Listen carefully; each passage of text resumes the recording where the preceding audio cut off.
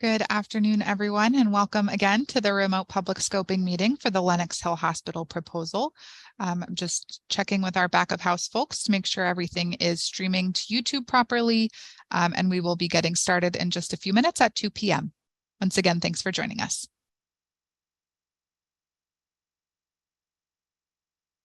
Good afternoon, everyone. Welcome. You are tuning in to the remote public scoping meeting for the Lenox Hill Hospital proposal. I'll note for our records that the City Environmental Quality Review, or CEQR number for the application, is 23DCP079M. My name is Stephanie Shalou, and I'm the Director of the Environmental Assessment and Review Division here at the Department of City Planning. Evren Olker-Kajar, Deputy Director of EARD, will co-host today's meeting, and in the event of any technical difficulties, Evren will take over hosting this meeting. We appreciate everyone's patience with this remote meeting format and really appreciate all of your attendance here today. We'll acknowledge that our technology here isn't perfect, but it's an invaluable tool that allows us to continue having these critical land use and environmental review processes meetings. I'll also emphasize that we will hear from everyone who wishes to speak today, and the meeting will remain open until we've heard from all registered speakers. We also welcome written comments and testimony, and we will accept those through 5 p.m. on Monday, March 13th, 2023. We do provide written comments the same close attention and consideration as comments provided live at this meeting. And with that, we will now proceed to the public scoping meeting for the Lenox Hill Hospital proposal. Again, the CEQR Environmental Quality Review, or CEQR application number for the project is 23DCP079M. Today's date is March 2nd, 2023, and the time is approximately 2:01 p.m. Next slide. Again, my name is Stephanie Shalou, Director of the Environmental Assessment and Review Division, or EARD, at the New York City Department of City Planning, and I will be chairing today's scoping meeting. The Department of City Planning is acting on behalf of the City Planning Commission as the lead agency for this proposal's environmental review. As lead agency, the department will be responsible for overseeing the preparation and completion of the proposal's Environmental Impact Statement, or EIS. Next slide. Joining me today are several of my colleagues from the Department of City Planning. As I mentioned, Evren Olker-Kajar is the Deputy Director of EARD. Stacy Barron is the Environmental Assessment and Review Division Project Manager for the project. From the department's Manhattan office, we're also joined by Azka Moyadin, Team Leader and Project Manager for the Land Use Proposal. We also have a large number of DCP staff helping us in the background to ensure that the meeting runs smoothly. Thanks again for everyone who's helping support today. Next slide.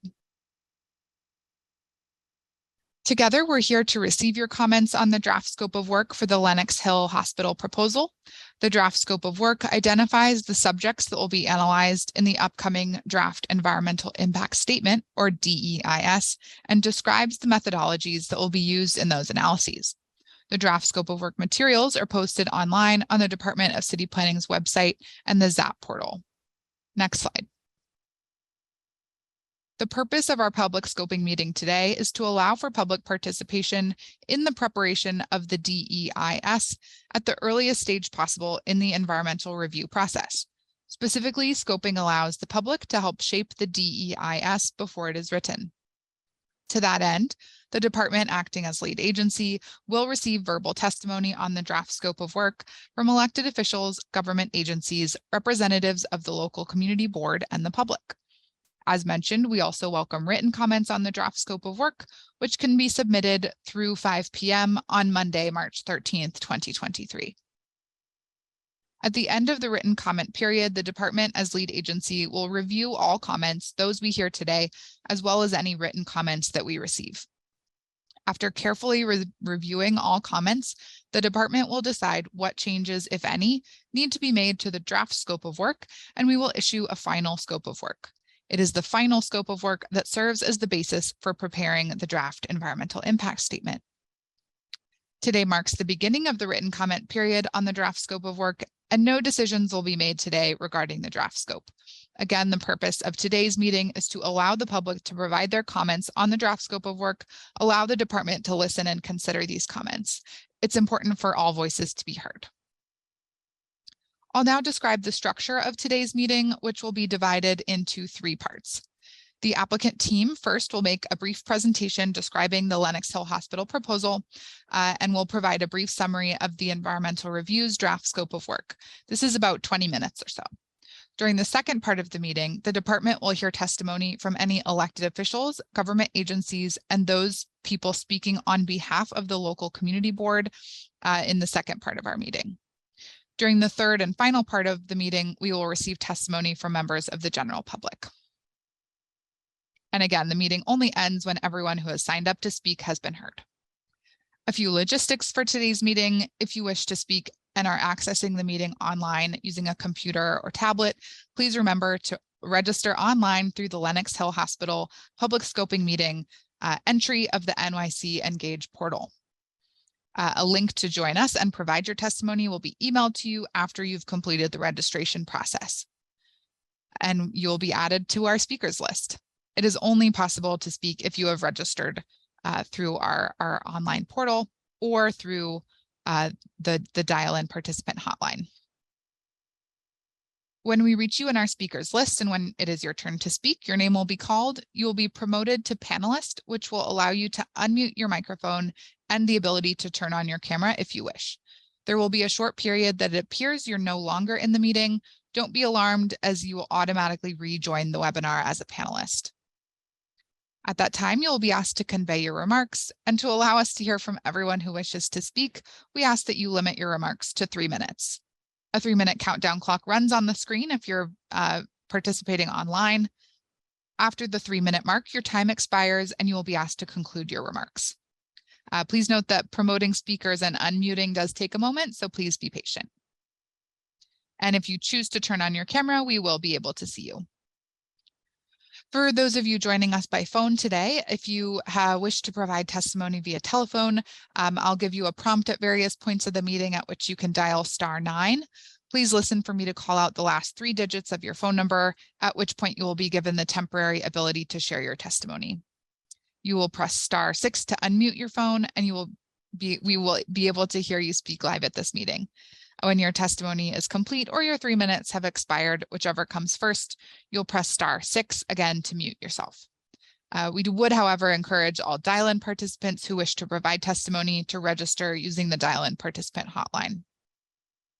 Note that muting and unmuting registered speakers does take a second, and we appreciate everyone's patience. A note on time limits. Speakers from the general public, as I mentioned, have 3 minutes to give testimony. There are a few exceptions to the 3-minute limit. Elected officials, for example, are given the courtesy of jumping to the front of the queue and are not limited to 3 minutes. And a reminder to those of you viewing us on the live stream and wishing to testify, please be mindful of background noise during your testimony. Make sure that the live stream is muted when you begin your testimony to avoid hearing an echo. If anyone is viewing today's presentation but does not wish to provide testimony, we encourage you to live stream the meeting via the YouTube link provided on NYC Engage and New York City Planning website to help us manage the participants in Zoom.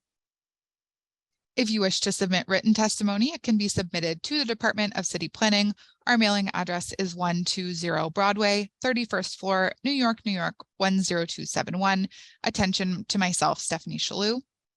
We also have an email address that you can send comments to via email. This project's email is 23dcp079m_dl@planning.nyc.gov. This information can be found on the NYC Engage page and our city planning website, nyc.gov/planning. And as a reminder, we accept comments on this project for 10 days following this meeting through Monday, March 13th, 2023 at 5 p.m.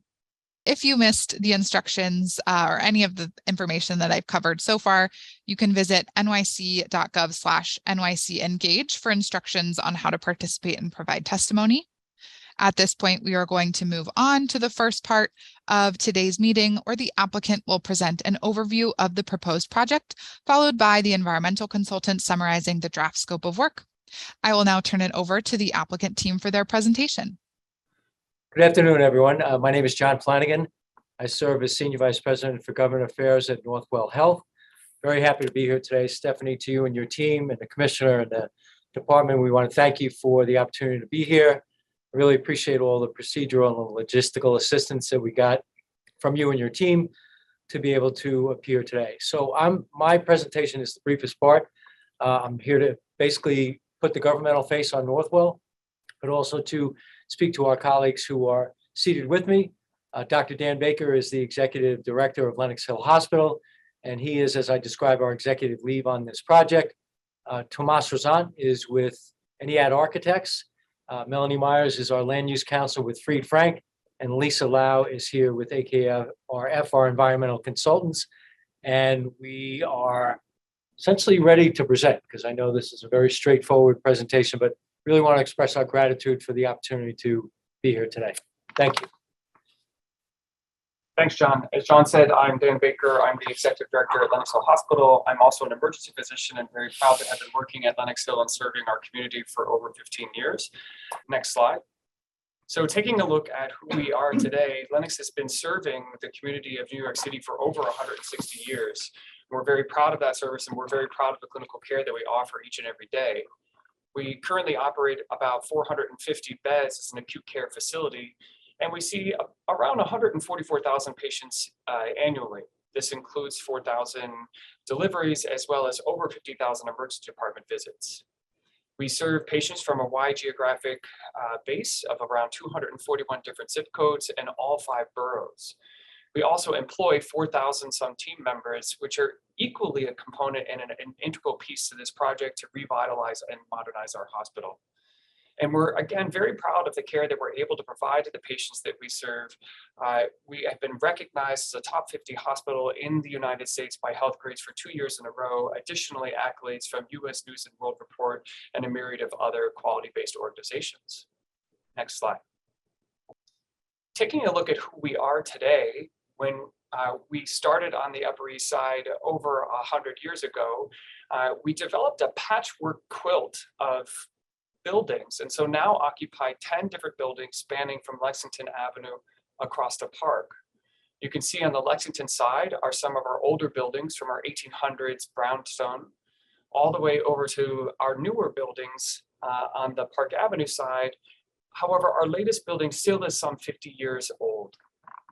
While we've put significant improvements into our facilities since 2010 and our partnership with Northwell, there are limitations based on the configuration, the ceiling heights, and multiple other components that really don't allow us to push where we need to be on the frontier of medicine. Many of our beds are shared patient rooms. We have operating rooms that unfortunately are currently undersized for modern technology. And our emergency department, again, a special home for me for many, many years, is undersized for its current and projected need.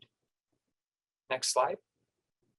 Taking a look at some of the key components and drivers of why the need for revitalization and modernization are single bed patient rooms.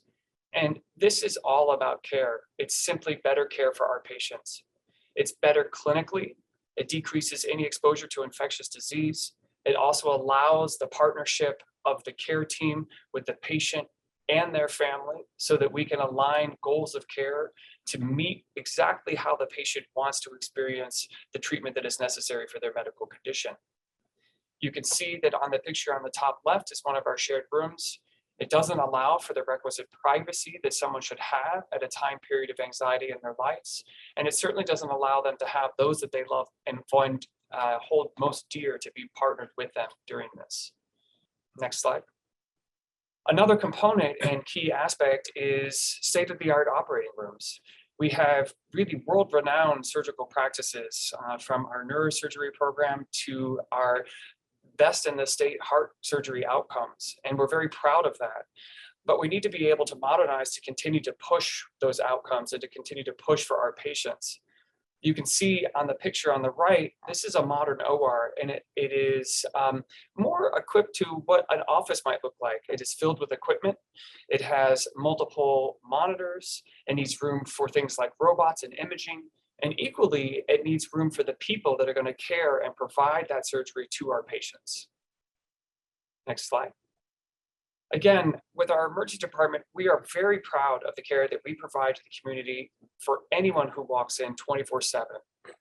Yet with that, we still need to do better because we need to be able to provide our patients, again, that privacy that allows them at a time period that is their most anxious during an emergency to be able to receive the care in an environment that allows that care to be at its best.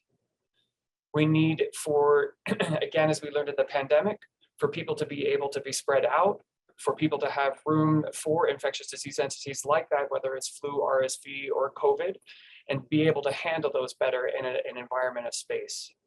Equally, this is important for our team members to be safe in that environment and also to be able to provide that care. Next slide. Another component that's important to this revitalization is becoming better neighbors to the immediacy of our Upper East Side. When we take a look at these 4 pictures, it tells a bit of a story of how we don't do so and how we need to right size in order to be better at it.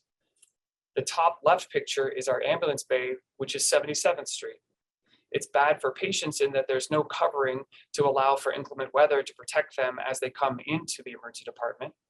It's bad for the vehicles that get congested as they're trying to go through down 77th Street. And it's equally bad for pedestrians and the bike lane that exists on that street. And this should improve.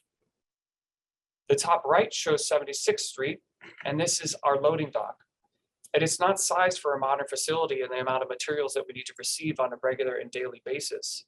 The picture depicts the trucks that actually don't fit fully within the building and unfortunately stuck out into the street. And while we're proud that we've been able to understand some operation improvements where we use smaller trucks that don't now block the actual street itself, this should be sight unseen to anybody who's walking around the building, and in particular those living across the street from us. The bottom left is unfortunately an eyesore to the entire community. This is an 1800s brownstone that is in a state that it can no longer be repaired, and it needs to come down and be transformed into a new opportunity for an entrance to the hospital that's commensurate with what the community should experience. And the bottom right is the 6 train stop. This I take to work each and every day, and I can tell you that it's congested. It needs to be improved. It needs to have ADA access, and that is what we're working with the MTA to provide in this project. Next slide. So when we take a look at our project, it's really 3 stories. We have our patient story, so that Miss Lee, who has high blood pressure and is unfortunately affected by a stroke, can receive care by her neurologist and her physical therapist with her daughter and her husband at their bedside, improving the outcomes both of her care as well as her experience. It improves the aspect of our care teams, so that our Nurse Williams, equally providing for Mrs. Lee, has the opportunity to be able to use the equipment that she needs, to be able to document as she needs. And then also, she needs to be able to take a break in an area of respite. We know that our healthcare workers have faced tremendous burnout, and so they need to be able to decompress as they work. And then, as our neighborhood, we need Mr. Perkins, as he walks around the street and feels invited into the hospital, into our community areas, to also not see things like vehicular traffic, the loading docks, and our ambulances now removed from 77th Street. Next slide. So this is our project overview.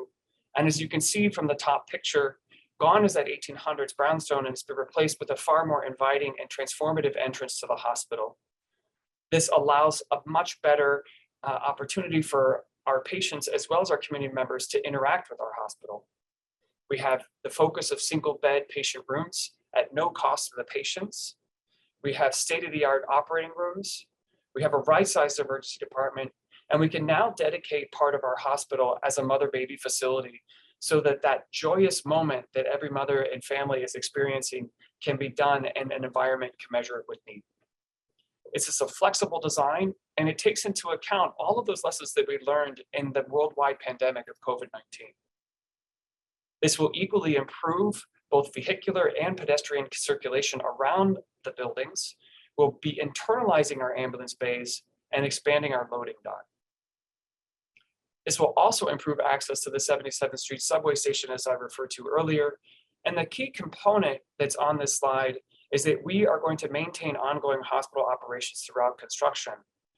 We have a diligence to our patients and our community, and we need to continue to provide that clinical excellence that we do on a daily basis.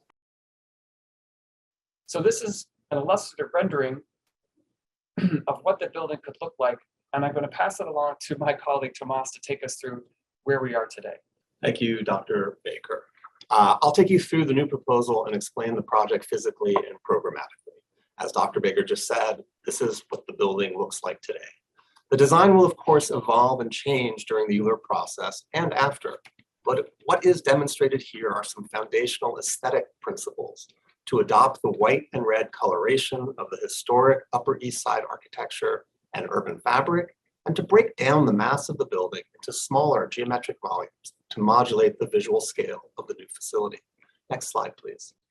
Here is some quantitative information on the program that compares the hospital today with the proposed expanded hospital. The current hospital has 172 single-bedded rooms, and the new proposal will deliver 475 single-bedded rooms in new construction and by converting rooms in existing construction. This will increase the total number of beds from 450 to 475, a net increase of 25 beds, or 6%. This necessary evolution from double beds to single beds is a significant contributor to the increase of the hospital's size. Other improvements that significantly contribute to the hospital's growth will be the proportional and appropriate increase in the size and number of operating rooms and the size and number of the emergency department treatment bays. The new proposal, concentrates most of the new construction towards the eastern side of the block and renovates the 4 buildings that will remain at the west side of the block, as diagrammed in the small image on the right. The new proposal will have a total height of 436 feet measured off Lexington Avenue and a street wall height before the setback of 194 feet. The proposal is not an abstract envelope request, but represents advanced planning on the part of the hospital to revitalize and optimize the hospital completely. Here's a cross-section through the proposed facility. The 26-story addition is to the right, and the existing hospital that is to remain and be renovated is on the left. The project seeks to knit together old and new to make a highly rational and efficient hospital organized to improve patient outcomes. In the new configuration, the relationship of beds, shown in blue, and the diagnostic and treatment programs and the emergency department, shown in yellow, will allow seamless and rapid patient movement from admission to procedures and then to the patient room. For your information, public spaces are shown in green, service program is shown in purple, and mechanical spaces are shown in gray. Here's the ground floor plan. All the planning at the ground floor was conceived to improve the pedestrian, vehicular, and patient experience at the ground plane.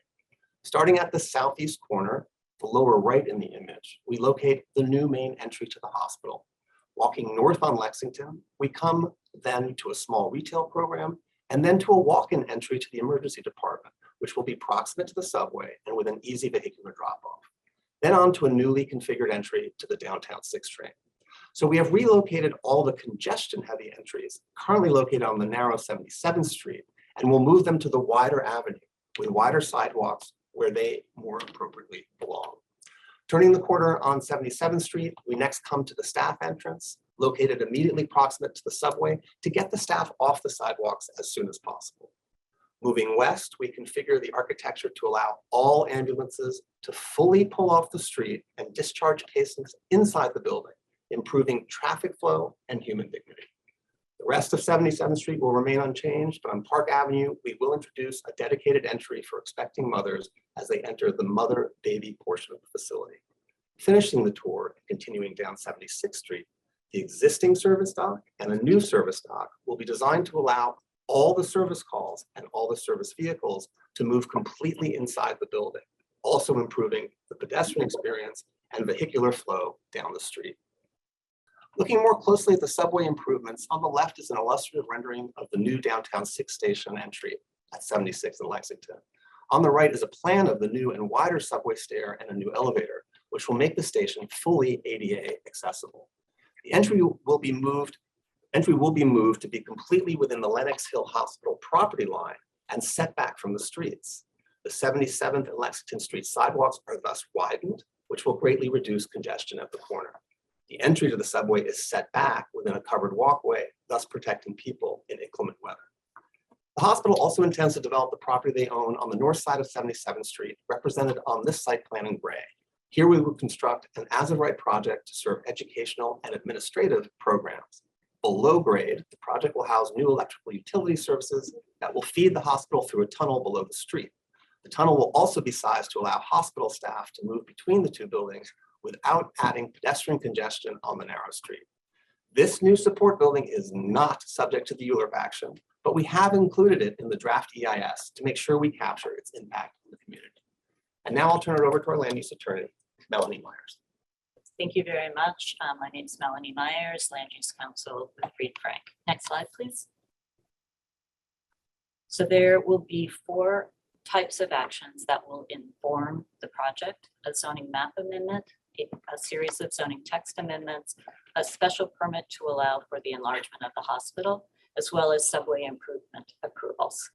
Looking quickly at the zoning map amendment, the current zoning map is shown on your left, and today the site is covered by 3 different zoning districts. Along the Park Avenue frontage, the zoning is an R10 within the Park Improvement District that allows for a floor area ratio for community facility use of 10. On the Lexington Avenue frontage, this zoning is currently C18X, allowing for a community facility floor area ratio of 9. And in the mid-block, the site is currently zoned R8B. As part of the zoning map amendment, we would be rezoning the Lexington Avenue frontage to a C19 zone. We would be rezoning the mid-block to a C18 zone. And the result of those 2 zoning changes would be to establish a base floor area ratio for the entirety of the block at 10. There will be 4 zoning text amendments. The first, in the principal one, is the creation of a new special permit, zoning resolution section 74904. And this will allow for a floor area bonus and modification of bulk regulations to allow for the enlargement of a hospital where it is occupying a full block located partially within the Park Improvement District. We will also be seeking an amendment to zoning resolution section 66513 to allow for that special permit to be used in conjunction with a transit bonus. We'd be seeking modifications or amendment to zoning resolution section 92041 to make sure and to allow for the hospital special permit to be available in the Park Improvement District.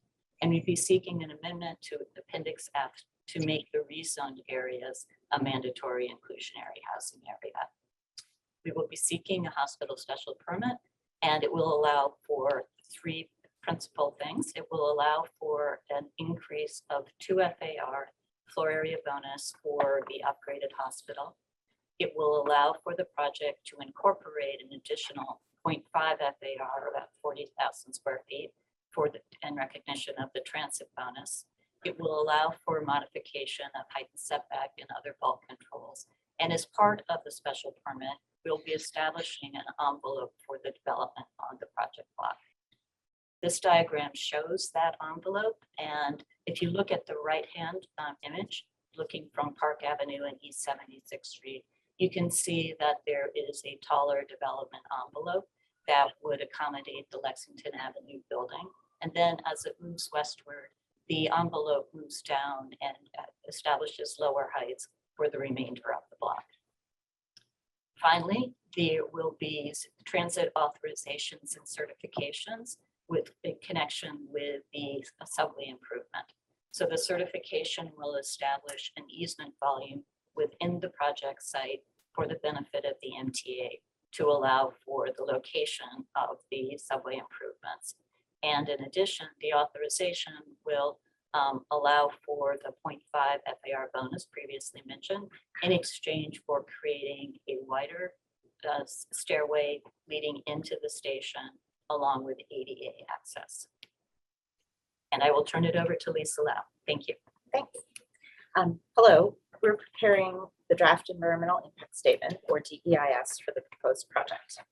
For the EIS to assess the possible effects of the project, a reasonable worst case development scenario was developed to account for existing conditions, the future without the proposed action, also known as the no action or no build condition, and the future without with the proposed action, also known as the with action condition or the build condition.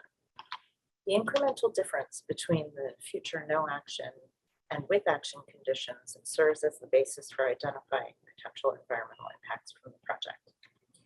The EIS will consider construction beginning in 2025 with 9 years of external construction followed by 2 years of interior fit out and renovation, such that the proposed project would be completed and fully operational by 2036, the build year.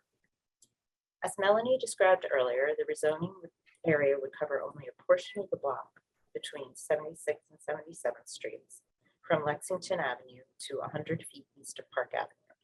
The Park Avenue frontage would not be rezoned. This figure shows the project site that will be analyzed for the EIS.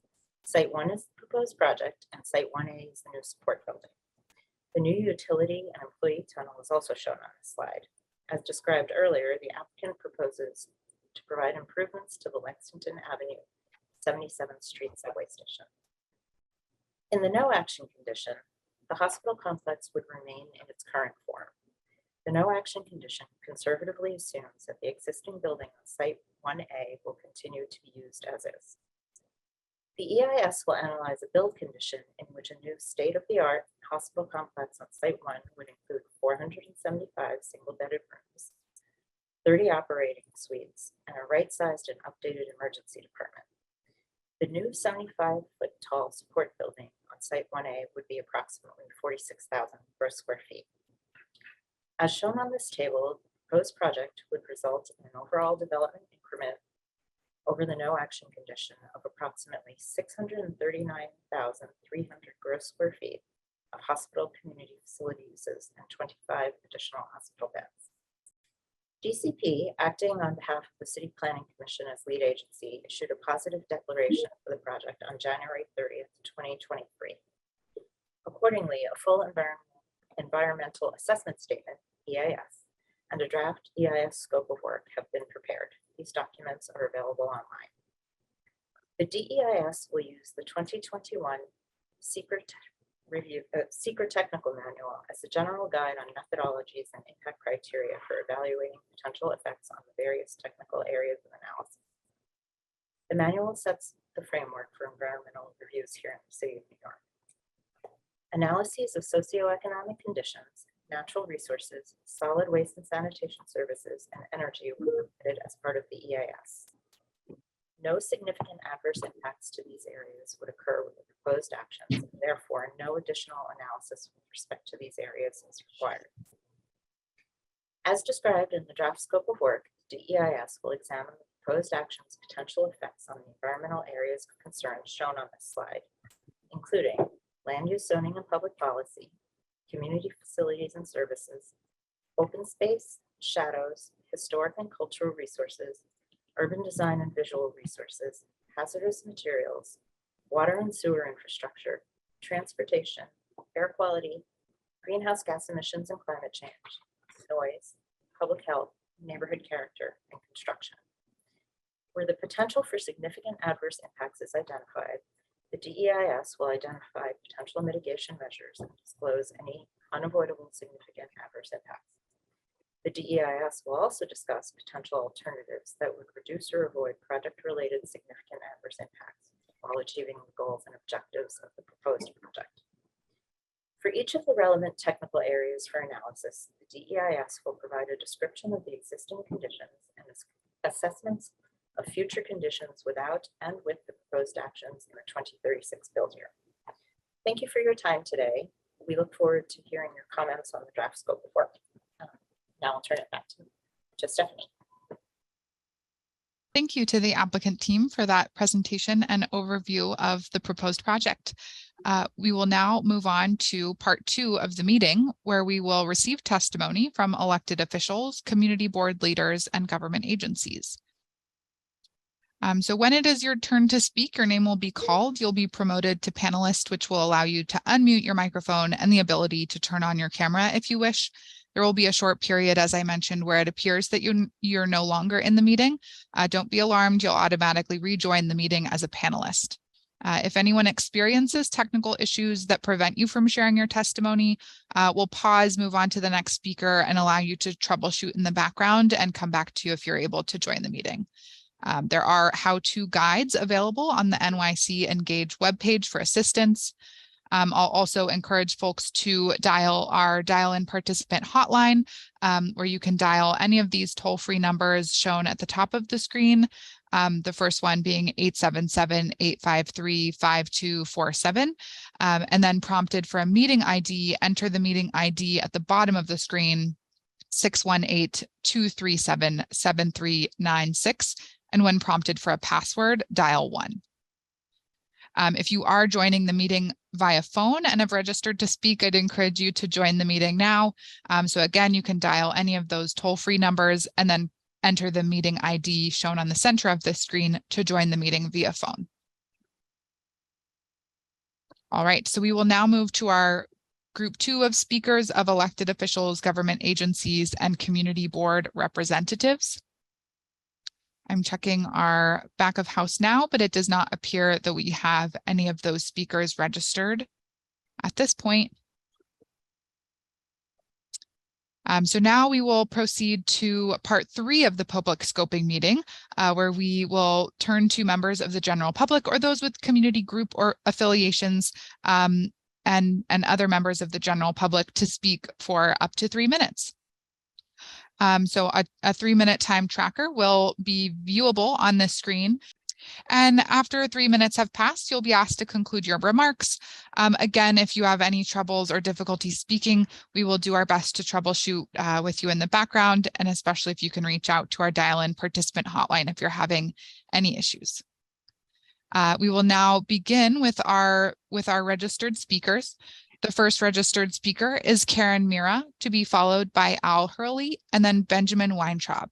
Karen Mira, you're our first speaker. You'll be promoted to panelist in just a moment and be able to provide your testimony.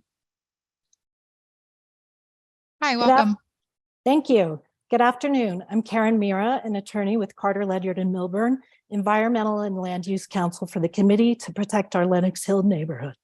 We will be submitting detailed written comments, but I'd like to briefly focus your attention on 3 areas of concern: the land use analysis, the lack of basic information about the project, and project alternatives. First, Northwell's proposal to put a structure the size of a midtown office building in this residential neighborhood would be an unprecedented change to zoning controls that protect the livability of Lenox Hill and neighborhoods throughout the city.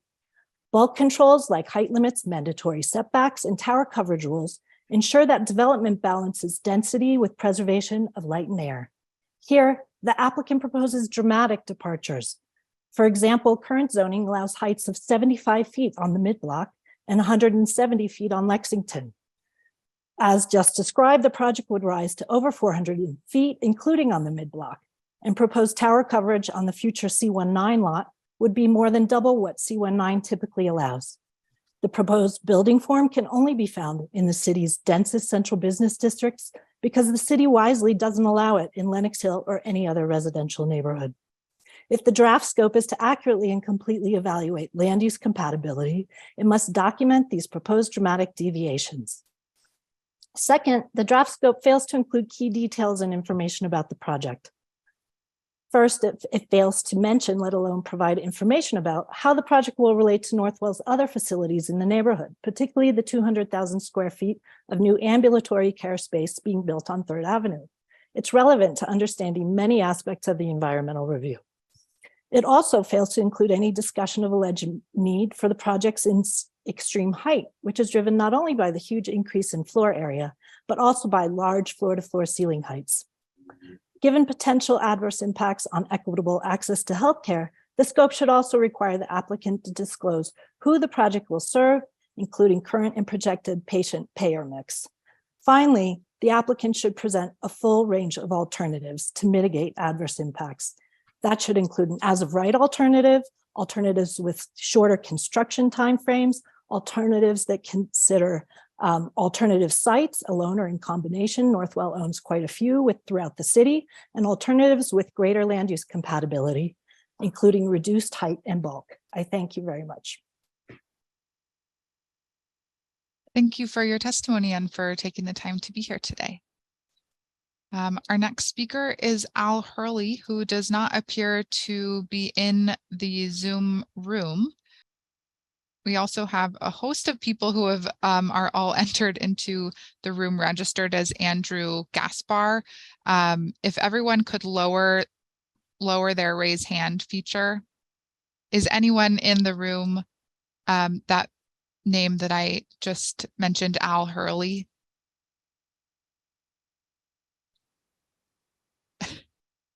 All right, if we could promote and unmute the person that has their hand raised. Hello, is this Al Hurley? No, this is Andrew Gaspar. Okay, I'm sorry. We hear from our speakers in the order in which they register, and so we'll put you back in our attendees column, and we'll hear from you when we get to you in our speaker order. As I mentioned, our next speaker, Al Hurley, does not appear to be in the room, so we will move on to our next speaker. Our next speaker is Benjamin Weintraub, to be followed by Nicholas Tappert and Andrew Suslov. Benjamin Weintraub, you'll be promoted in just a moment. Hello, welcome. Hi, can I start? Yes. Great. Thank you, Stephanie. I just want to give some background about the neighborhood character that I feel my perspective is unique among the participants in this meeting. So I'm a native Manhattanite, and so is my wife. Been an Upper East Side resident for more than 25 years. Lenox Hill started, as we know, as the German dispensary in 1857. That was the same year that ground was broken to start the construction of Central Park. And just to put it in perspective, that was almost over 40 years before aspirin was invented. That's how primitive medicine was when the neighborhood started. My mother-in-law grew up at 17 East 79th Street. She used to play on this, that's between 5th and Madison. She used to play on the street with her friends, and her grandmother would look out the window of their townhouse and wave a flag when she saw a car coming so the kids could get out of the way safely. I mean, things have just radically changed since Lenox Hill Hospital set its roots in this neighborhood. Now it's so crowded and so dense that this summer, I actually saw the police break up a fight between two Lenox Hill Hospital employees on my block who were fighting over a parking spot. This neighborhood is so tightly packed, it cannot handle a building that's being proposed the size of the Freedom Tower or the Empire State, or the width of the Freedom Tower, Empire State Building, One Vanderbilt. There's just no room for it. The last thing I want to mention in my 3 minutes here is that my mother was in Lenox Hill Hospital for about a month in summer 2020. If we were there when there was a 11-year construction project going on, where construction started at 7 in the morning and ended at 6 at night, there's no way we would have let her stay in that hospital. This plan of building a new hospital while right next to an old one for 11 years construction, it's completely ridiculous. Obviously hasn't been well thought through, and I really want the hospital to reconsider its entire plan. Thank you very much for the time. Thank you for your testimony and for taking the time to be here today. Our next speaker will be Nicholas Tappert, to be followed by Andrew Suslov and Lois Utley. Nicholas Tappert will now promote you to panelist. Good afternoon. I'm Nicholas Tappert, an attorney with Carter, Ledyard, and Milburn, representing the Committee to Protect Our Lenox Hill Neighborhood. I'd like to address several flaws in the draft scope that require correction if it is to properly focus the analysis in the DEIS. First, the analysis framework downplays the project's severe adverse impacts. The future no action alternative currently assumes that Lenox Hill will have 450 staffed beds in 2036. As will be explained by Dr. Fred Hyde, that number ignores that the hospital's bed utilization has been shrinking for 2 decades and currently hovers around 300 per day. That assumption is critical because it drives the baseline against which project impacts will be measured in the DEIS. Second, the draft scope fails to consider how Northwell's billion-dollar expansion in one of the city's most affluent areas will further concentrate healthcare resources to the detriment of the city's most underserved. The draft scope acknowledges that over 19 hospitals in the city have closed since 2000 and suggests Northwell's goal is to avoid being the next. But this means that another hospital in another part of the city will be next instead. CEQR requires consideration of impacts on the human environment, including adverse impacts on health inequities. Third, the transportation analysis in the draft scope appears to rely on questionable assumptions about build year conditions in 2036. For example, the transportation analysis defers to Northwell's data on daily staff and visitors under future conditions. With 2 decades of declining utilization rates at the hospital, we question that data. The DEIS must avoid inflating the baseline and concealing project impacts. Further, the transportation analysis looks to 2 FEISs from 2008 and 2013 for modal splits at Lenox Hill in 2036. The DEIS should explain why those projections are reliable assumptions 25 plus years later. The city's transportation landscape is substantially different today and will be even more so in the build year with implementation of projects like congestion pricing. Finally, the draft scope is flawed for failing to require analysis of cumulative impacts, including congestion pricing and completion of Northwell's 200,000 square foot nearby ambulatory facility, which will alter neighborhood traffic patterns, likely increasing congestion during construction and operation of the project. These and other projects must be identified and their combined impacts evaluated. Thank you for your time, and we look forward to seeing a comprehensive DEIS that carefully considers these and the project's many other significant and unacceptable impacts. Thank you for your testimony and for taking the time today. As a reminder to all of our speakers, we do accept written comments, and if you have prepared notes, that can always be helpful for us in documenting all of these important comments that we're hearing today. We will now move on to our next speaker, Andrew Susloff, to be followed by Lois Utley and then George Janes. Andrew Susloff, you are our next speaker. We'll promote you to panelist and you will be able to provide your testimony. Hi, welcome. Thank you, Stephanie. My name is Andrew Susloff, and I am a resident of 830 Park Avenue. I've been a neighbor of Lenox Hill Hospital for more than 20 years. I am shocked and appalled by the height and mass of the building proposed by Northwell. The public transit, streets, and parking infrastructure of the Lenox Hill neighborhood, one of the most densely populated in the city, cannot sustain a project of this size. Car use and traffic congestion have gone up in our neighborhood since COVID, and we expect a fancy new hospital on this scale will generate substantially more patients arriving by car. Northwell is proposing to increase the size of the emergency department by 30%. Ambulance drop-offs as well as truck deliveries will increase. The neighborhood streets are narrow and already blocked multiple times a day by Northwell's ambulances and trucks. A few ambulance bays and truck bays on narrow side streets don't solve that problem. It will only get worse with increased volume. We urge city planning to make sure the traffic analysis takes these factors into account.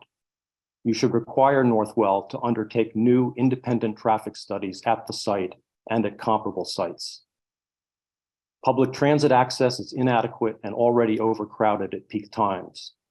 Northwell is proposing to modify the downtown entrance to the Lexington Avenue subway to make it larger and handicapped accessible. What about the uptown side? It is ludicrous and insulting to make the subway handicapped accessible in one direction and not the other. Modifying the subway entrance does nothing to increase the capacity of the narrow platforms or the trains. Overcrowding will be even worse. Lexington Avenue is the narrowest of the east side avenues. Traffic in the blocks around the hospital is already limited to a single lane, with one lane reserved for buses and one lane filled by on-street parking and restaurant sheds. How will it work for Northwell to have a major entrance on the west side of Lexington? Where will the buses go?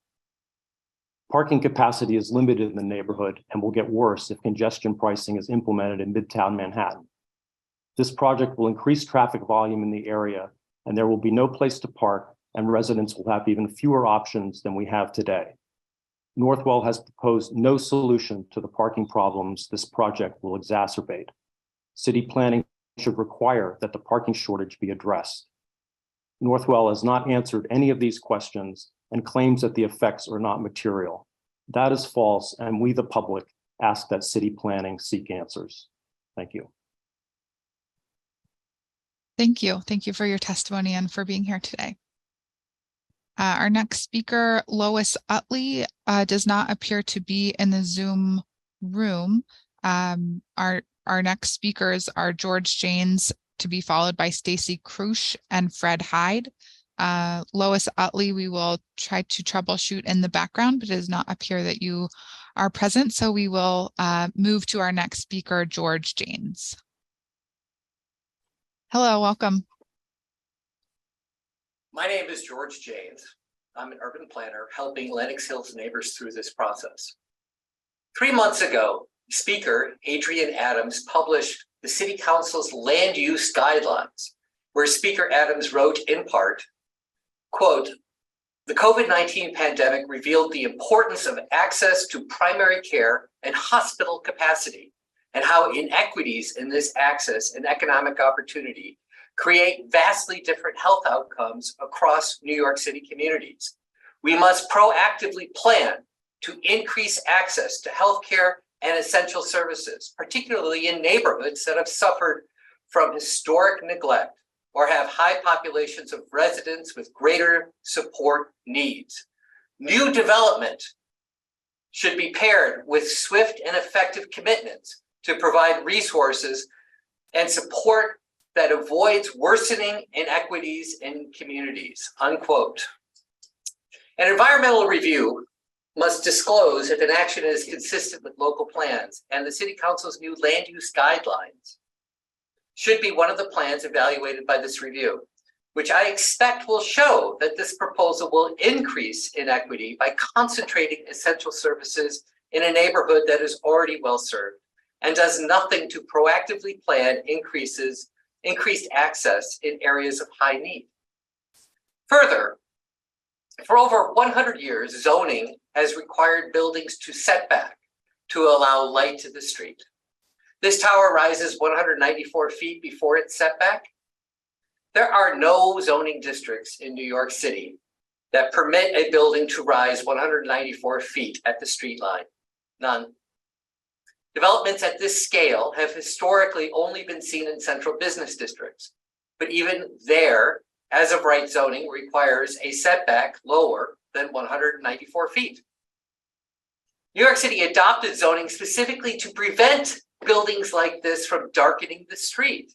This impact is not shadows. It is access to daylight, and the EIS needs to disclose how this proposal impacts this fundamental New York City zoning principle. Finally, the environmental review should study alternatives that not only meet the applicant's needs, but also those that address the needs of the city. The lead agency should require an alternative that avoids worsening inequities, as Speaker Adams wrote.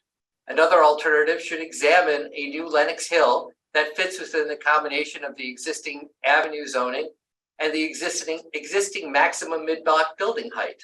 Such an alternative can be up to 40% larger than the existing hospital and may meet most of the applicant's stated needs while lessening the impacts. Thank you. I will be providing detailed written comments by March 13th. Thank you, Mr. Janes. And right at the buzzer, I know you've had practice with this.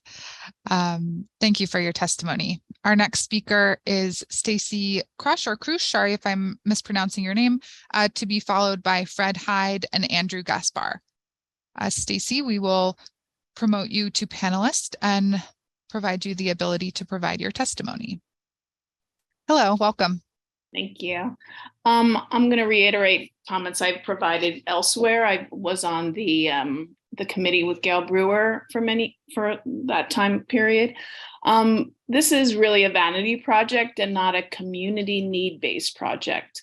And we tasked Lenox Hill Hospital to start from scratch, go back to the drawing board, to plan and design a hospital renovation based on actual need, not want, that fits within the current and allowed zoning for this residential neighborhood.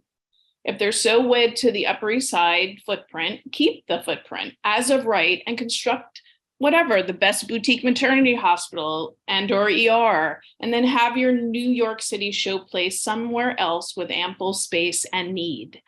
There's no way to shoehorn this structure over 400 feet high into a dense residential community. This is not a mere request for a variance. It would be destructive rezoning and would adversely impact our neighborhood during construction and for the tens of years thereafter that the building would be in use. You can't expect to put one of the largest hospitals in the entire United States in this city block footprint.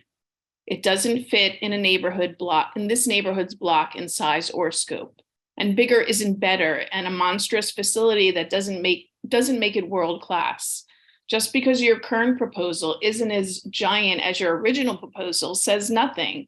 You're seemingly making accommodations, but they're accommodations to a proposal that was absurd to begin with. I am your neighbor. I am the community you keep referring to, and this is not for the community you so claim to care about. For the past 20 years that I've lived here, Northwell has let some of your buildings crumble and sit idle. Where have you been for those past 20 years? I've never seen anyone cleaning the sidewalks around your facility, and it's rife with debris from your hospital right now.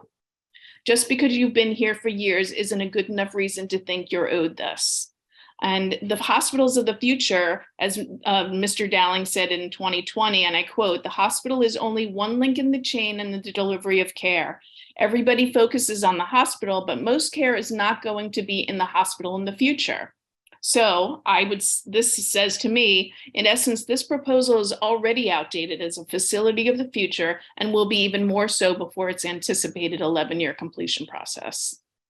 Constituent opposition has been in full force since day one. No one I know disputes renovating an outdated and crumbling facility as long as it's to scale and as of right for the block.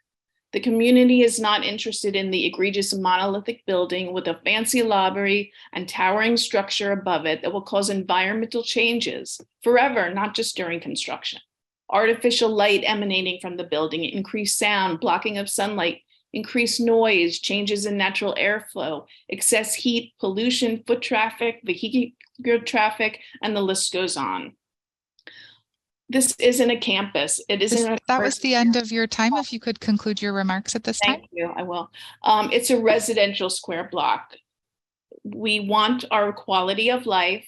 It's a neighborhood of families, children walking to school, people walking their dogs, and the elderly trying to navigate the already crowded streetscapes. The quality of life will be gone forever. This project is not justified as is. Thank you. Thank you for your testimony and for being here today. Our next speaker is Fred Hyde, to be followed by Andrew Gaspar and Nicholas Reese. Fred Hyde, I am not seeing that person in the room. We will move on to our next speaker, who is Andrew Gaspar, to be followed by Nicholas Reese, and then Stephanie Reckler. Andrew Gaspar, we will hear from you now. You are our next speaker. This is Al Hurley. Oh, okay. Since you were the second registered speaker, we will take your testimony at this time. There must have been a mix-up with the Zoom links. So just for the record, this is, please just state your name for the record. I'm Al Hurley. Can you hear me? Yes, please begin your testimony. Okay. I'm Al Hurley. I'm a neighbor of Lenox Hill Hospital, and we're going to be severely affected by this proposed reconstruction. I've had surgery at the hospital and was twice vaccinated during the pandemic, so I know the hospital well. I am also the treasurer of the Committee to Protect Our Lenox Hill Neighborhood and have been actively reviewing Northwell's original and revised plans, and I am adamantly opposed to the new plan.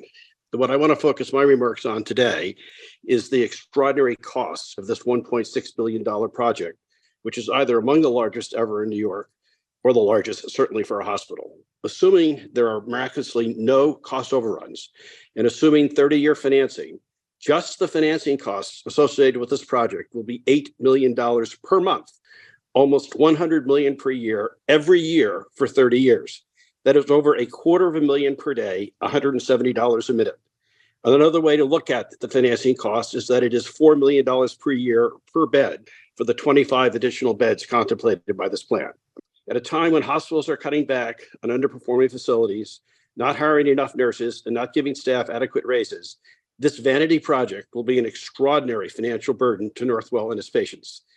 Your nursing union should be the first to object. The city and state, which are paying some of these healthcare costs, should also be outraged.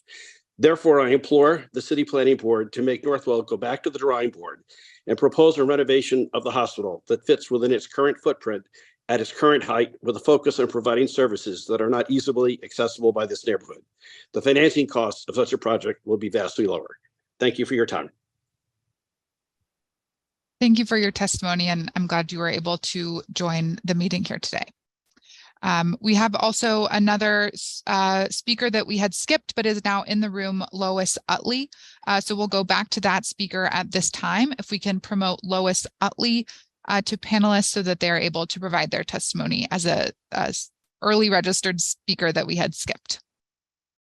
Thank you so much for the opportunity to present some comments. I'm speaking on behalf of Community Voices for Health System Accountability. We're a network of health equity advocates based in New York City.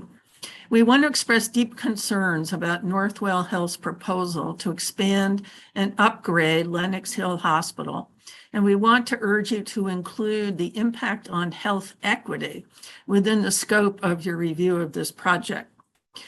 To put it simply, this project would add hospital capacity where it is the least needed, thereby exacerbating existing serious inequities in access to healthcare across New York City. The Upper East Side Community District, in which Lenox Hill Hospital is located, already has far more hospital beds per 1,000 residents than almost any other community district in New York City. Looking at New York State DOH certified beds, there are 9.66 per 1,000 people in the Upper East Side, compared to just 2.64 across the city. It's way more than the 1.6 per 1,000 residents in Queens, 2.34 in Staten Island, 2 in Brooklyn, and 2.43 in the Bronx. At the same time, Upper East Side residents are healthier than many other New York City residents.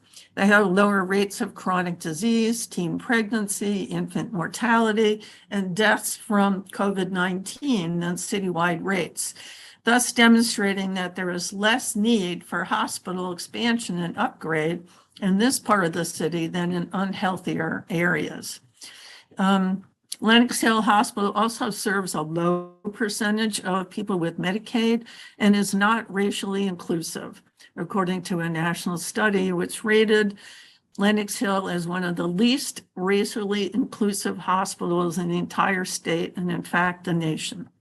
So approving the investment of $1.6 billion and expanding and upgrading hospital capacity in an already overbedded and relatively healthy area of the city, while other community districts with poor health remain medically underserved, would not be in the best interests of the city of New York. We want to urge you to include the impact on health equity within the scope of your review of this project, and to recommend either disapproval or significant downsizing of the project, and encouraging Northwell to invest in expanding hospital capacity in areas of the city where it's actually desperately needed. Thank you. Thank you for your testimony, and I'm glad we were able to go back to you in our speakers list. We have had another of our prior called speakers join. So Fred Hyde is now in the room. So we will go back to Fred Hyde, and then we will continue on in our speakers list. So Fred Hyde, who is now in the room, let's promote him to panelist, and we will be able to hear their testimony. My name is Fred Hyde. I'm appearing for the Committee to Protect Our Lenox Hill Neighborhood with 3 points that will be the subject of our detailed filing. First, for the architecture team. Beginning of my 50 years in this field, I learned that one role of the architect was to build what was needed and to persuade the client to limit their aspirations to what's needed. This hospital had 20 years ago an average daily census of 491. Last year, 298. It doesn't have 450 filled beds. In fact, its average daily census is down 40% in the last 20 years. It hasn't seen 55,000 emergency room visits for 10 years. My second comment is to Mr. Flanagan. Mr. Hurley has laid out a number, which I assure you is a controversial one. You're going to have to raise revenues by $1 billion a year in order to generate the debt service to cover $1.5 billion project. Is that too steep a hill for New Yorkers already paying high prices? This is not an academic medical center. This is not a level 1 trauma center. We've got a lot of those. And finally, for Dr. Baker, by standing behind a program so grotesquely inflated, you endanger the possibility the staff that you obviously care for will have a renewed facility. The program is massive, inappropriate. The price is arguably unaffordable by anyone, and Northwell's finances are not going to pay for this project. But most importantly, the very good work that is done by people in this hospital will not merit the renewal which the hospital deserves. It does deserve to be renewed, but at the right size. Thank you very much. Thank you for your testimony, and I'm glad we were able to get you back in the room as well. We will now proceed with our speakers list. Our next speaker is Andrew Gaspar, to be followed by Nicholas Reese, to be followed by Stephanie Reckler. Andrew Gaspar, have reached you in our speakers list. We'll promote you to panelist in just a moment. You will be able to provide your testimony. Hello, welcome. I apologize for the confusion. I am the real Andy Gaspar. When other panelists couldn't get in, I shared my access with them, which is what led to the confusion. I apologize. I live across the street from Lenox Hill Hospital, so I'm going to be severely affected by the proposed reconstruction. All 4 of our children were born there. I have had surgery and emergency care there. I am also a founder of the Committee to Protect our Lenox Hill neighborhood and have been in continuous touch with senior members of Northwell at the Manhattan Borough President's Task Force meetings and more recently. I carefully examined Northwell's revised plan, and I continue to be vehemently opposed to it. Other speakers have addressed the absurdity of building the tallest hospital in New York City in a dense residential neighborhood where it doesn't fit and where zoning prohibits it. Still others explain why there is no need for this expansion in the first place, and how the community's vociferous opposition, with over 6,300 signatures on our petition, the unanimous vote of the Zoning Committee of Community Board 8, and the 36-3 vote by the entire board against this proposal needs to be listened to. But I'm going to focus today on another major problem, which is timing. This redevelopment is projected to take 11 years, during which there will be continuous noise, dirt, traffic disruption, and debris in our neighborhood. I'm 75 years old, and that decade represents the rest of my useful life, so this really matters to me.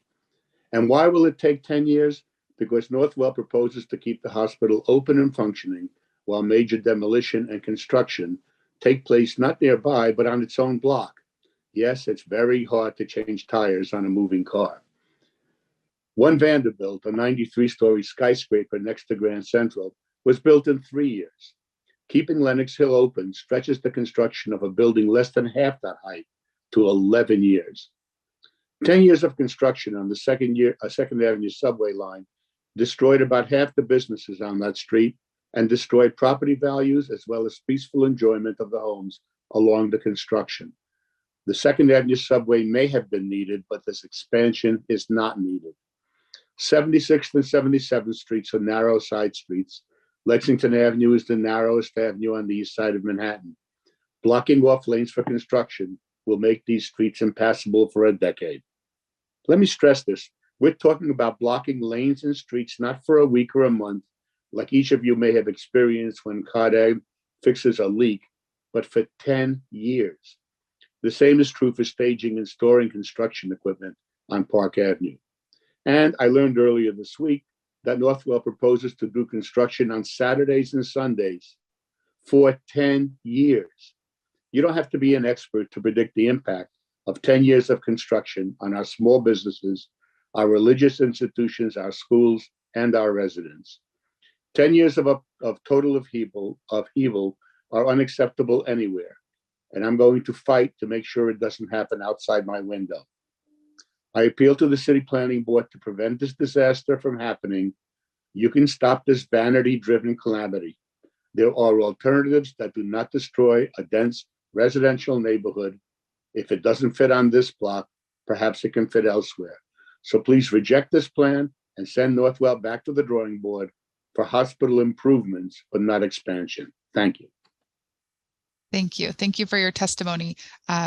Appreciate your willingness to help, but just for future reference and for all of our attendees, if you did not register via NYC Engage or our speakers portal, you will not be showing up with your correct name in our Zoom, and that's what's taking a moment. So if you are did not register yourself and you joined via a link from someone else, you may be in the Zoom with the incorrect name. So we encourage everyone to register via the NYC Engage portal so that you are able to join the meeting with your correct name. So now we will go to our next speaker who is registered, Nicholas Reese. It's showing that this person is registered to speak via phone, but I'm not seeing that person in the room. If Nicholas Reese is in the room, dialed via phone. All right, let's go ahead and promote the person who has just raised their hand, and we will confirm if this is the next person in our speakers list. Hi, Stephanie. This is Nick Reese here. I'm joining via Zoom rather than the phone, so thank you for having me. One thing that I wanted to clarify before I make my statement is I did try to send a written statement by email to the email that was provided on the website, and it bounced twice. One was nyc.planning.gov, and the other one I think was planning.nyc.gov. And I'm hoping that you can clarify for us, what is the correct email address to send written statements to? Sure. If we can, it is 23dcp079m_dl@planning.nyc.gov. There may be a file attachment limit that maybe is why the bounce back was occurring. I believe it's a 5 megabyte attachment limit. That is the email that I sent it to, and it gave me, I didn't have any attachments. It was just text, and Okay. It bounced back with an error message, and it said that maybe I had to be on an approved list or within the, let's say within the Okay, we will company, follow up. so- Thank you for alerting us to that issue. We will confirm that is able to accept written comments from everyone who wishes to submit them. Thank you. Okay, thanks. All right, so let me make my statement. I live in the neighborhood, and I'm speaking to express my strong objection to the proposed plan for Lenox Hill Hospital. Of course, I understand the importance of providing quality health care to our communities, but I believe this project will have severe and unnecessary negative impacts on our neighborhood and surrounding need for this project. The Upper East Side already has an abundance of healthcare facilities, and other neighborhoods are in greater need of such services. Furthermore, the Lenox Hill Hospital is not overcrowded as other hospitals are. The project is unprecedented in terms of the building form and contradicts good zoning policy and practice. Northwell's proposal might be suitable for a commercial area in Midtown, but not for a residential neighborhood. It will clash with neighborhood character and cast long shadows. It will have deeply negative impacts on the livability and the quality of life of the area. Also, I would encourage taking a look at the environmental impacts as recommended by CPO LHN and its advisors. I don't understand who this project benefits other than Northwell, and it may not even benefit Northwell. It'll hurt this neighborhood in many ways, and perhaps other neighborhoods too, by setting terrible land use precedents and further concentrating healthcare resources. To reiterate, I'm very concerned about this project and the negative impacts it will bring to Lenox Hill and other parts of the city. So let me conclude my comments there. Thank you, Stephanie. Thank you. Glad we were able to get you in the room, and we will definitely follow up with the confirming that the email is accepting comments as needed. Our next speaker will be Stephanie Reckler, to be followed by Amy Rappaport McKenna and then Michelle Birnbaum. Stephanie Reckler, you are our next speaker. We will promote you to panelist and you will be able to provide your testimony. Stephanie, could you email me the correct link for written testimony, please? We will provide it on the screen at the end of this, at the close of this meeting, and it's also on our website, but we will definitely confirm that that's accepting comments as it should be. Thank you so much. Do you have additional testimony? I do. This is Stephanie Reckler. I'm an ordinary resident of the Upper East Side. I cannot claim to be a zoning expert or a planning expert or a healthcare expert. My claim is that I am a native New Yorker who has lived within a 12-block radius of Lenox Hill Hospital all my life. I am a volunteer at the Committee to Protect Our Lenox Hill Neighborhood. I represent 6,300 supporters with 3,000 within the Lenox Hill zip codes. Northwell is huge and strong with very deep pockets. Northwell is Goliath and we're David, but we're not going away. Northwell gave up plans to build the residential tower 2 years ago. This does not serve as an excuse to justify the current plans. I want to thank my colleagues who have spoken before me so articulately. Lenox Hill Hospital was built in the 19th century as a community hospital to serve the German American population of Yorkville. She is an old lady. I speak from experience. Old ladies shrink as they age. Northwell wants to do to Lenox Hill Hospital the equivalent of excessive Botox. The design of the building is too plump. It's too huge. Just as Madonna was unrecognizable at the Grammy Awards and the online community laughed at her misguided vanity, Northwell plans show the same misguided vanity. Northwell talks about delivering excellent patient care, but they neglect to consider the health and welfare of the residents who live near the hospital. How ingenuous is that? 11 years of construction to keep the hospital going has great consequences to the community. Again, misguided judgment. Doctors could practice at Northwell satellites, or patients could go to the world-class hospitals in the neighborhood. 11 years of prolonged impact on the air we breathe, the safety of our children, the livability of our homes. Please note that the hazardous environmental conditions in a densely populated area lead to preventable deaths and taxpayers, city, and Northwell liability. This is a vanity project for the ego of the CEO, certainly not to benefit the neighborhood. I urge you to direct Northwell back to the drawing boards and design a hospital that will serve the local community that it was meant to serve. Thank you very much. Thank you. Thank you for your testimony and for being here. Our next speaker is Amy Rappaport McKenna, to be followed by Michelle Birnbaum and then Court Anderson. Amy Rappaport McKenna, who's joining us by phone.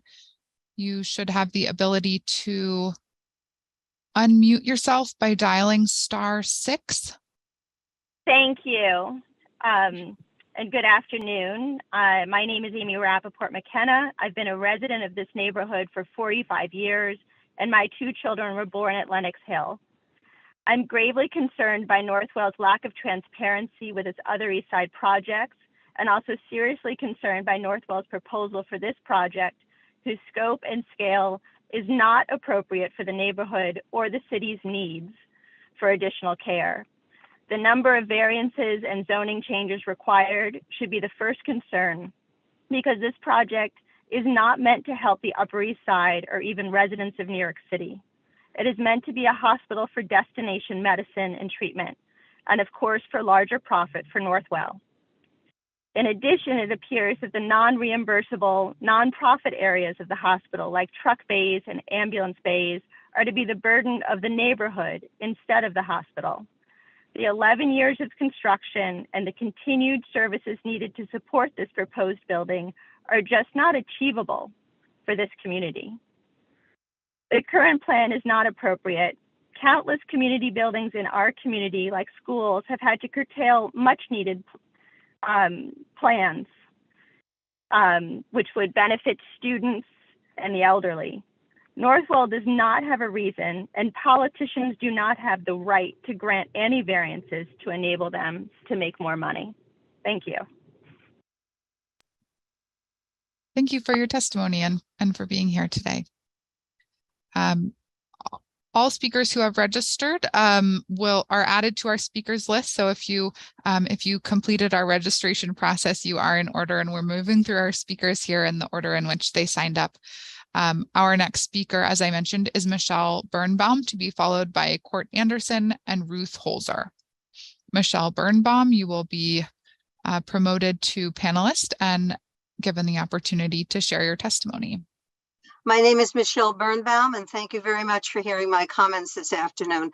I'm a member of Community Board 8 and its Zoning Committee. However, today I'm speaking on my own behalf, although you heard from the Community Board.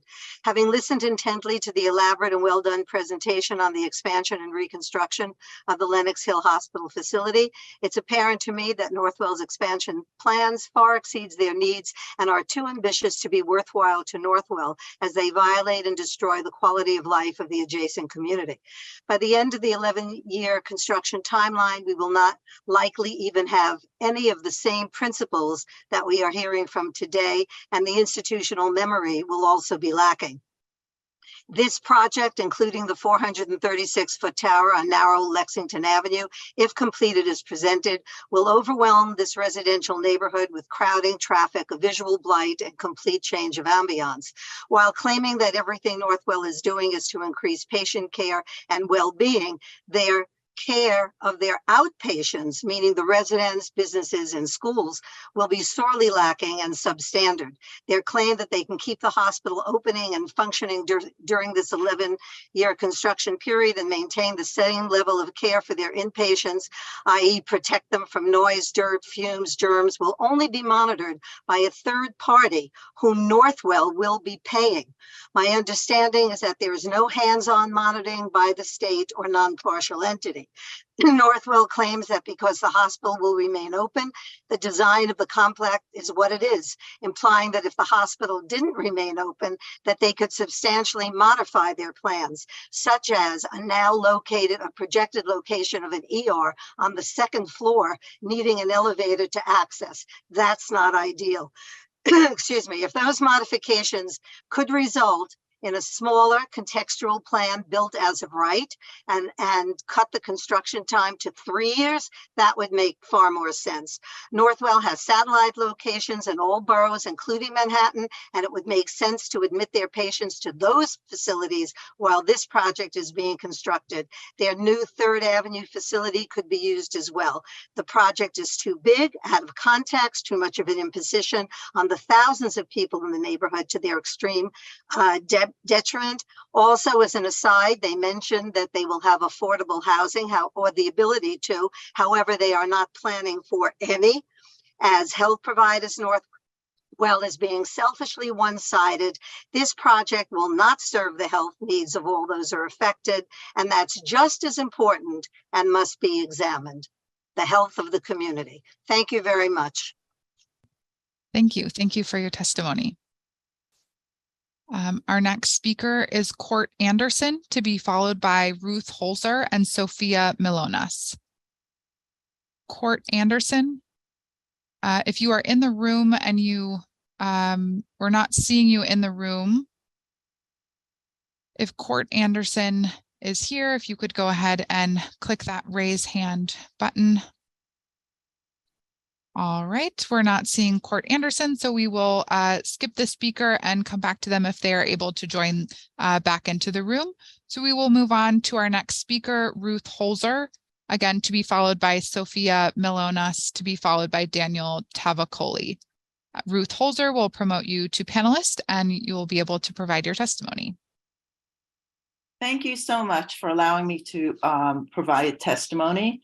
And I applaud all the eloquent speakers that went before me. I've lived in the neighborhood for 25 years, and my 3 grown-up children each live at East 76th Street in their own apartments. So I'm technically representing 4 households.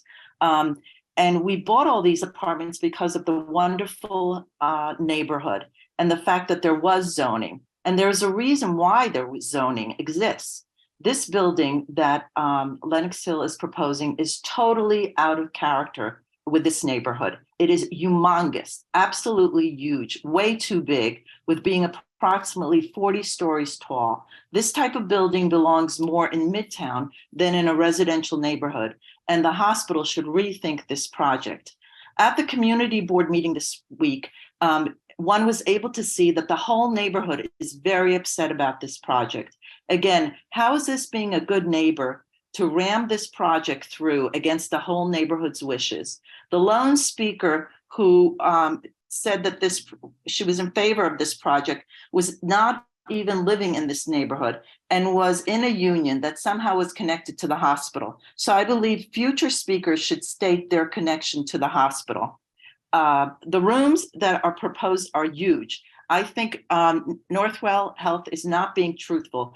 Medicare will not cover these single rooms. Therefore, Lenox Hill is not being truthful, because ultimately this will result in more double rooms and therefore more patients and more congestion in the neighborhood. It is not needed in this neighborhood at all. And as other speakers eloquently said, this project is better off in another neighborhood, more of a business area. If the hospital wants to be a better neighbor, how is this possible? By subjecting the neighborhood to 11 years of constant construction that includes huge dust and therefore hazardous health conditions and traffic nightmares, not to mention unrelenting noise for 11 years, which would also include weekends. I urge the government not to approve this and to tell the hospital to go back to the drawing board and do an adequate plan that fits in with the neighborhood zoning. Thank you very much. Thank you. Thank you for your testimony. Our next registered speaker is Sophia Milonas, who has indicated they are joining via phone, but I do not see that user in the Zoom room. If you are here, Sophia Milonas, if you could dial *6 on your phone or use the raise hand feature. All right, we will move on to our next speaker and come back to the speaker if they are able to join. Our next speaker is Daniel Tavakoli, to be followed by Mahogany Jones, to be followed by Infinite George. Daniel Tavakoli, you are our next speaker. We will. Hi, welcome. Thank you very much. Daniel Tavakoli, I live across the street from the hospital, like many of the others who are on this call, and I'm extremely concerned with the scope of the project that's being presented.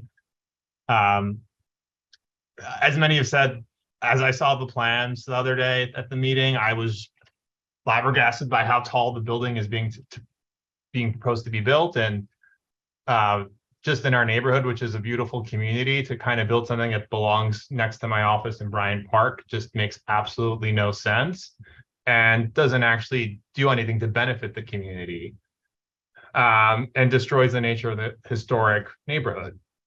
I'm also terrified of the impact it's going to have on traffic with the bus lane across the street, the lack of parking, and already the congestion that exists with the double parking that happens as it is when people are delivering packages to the Duane Reade across the street.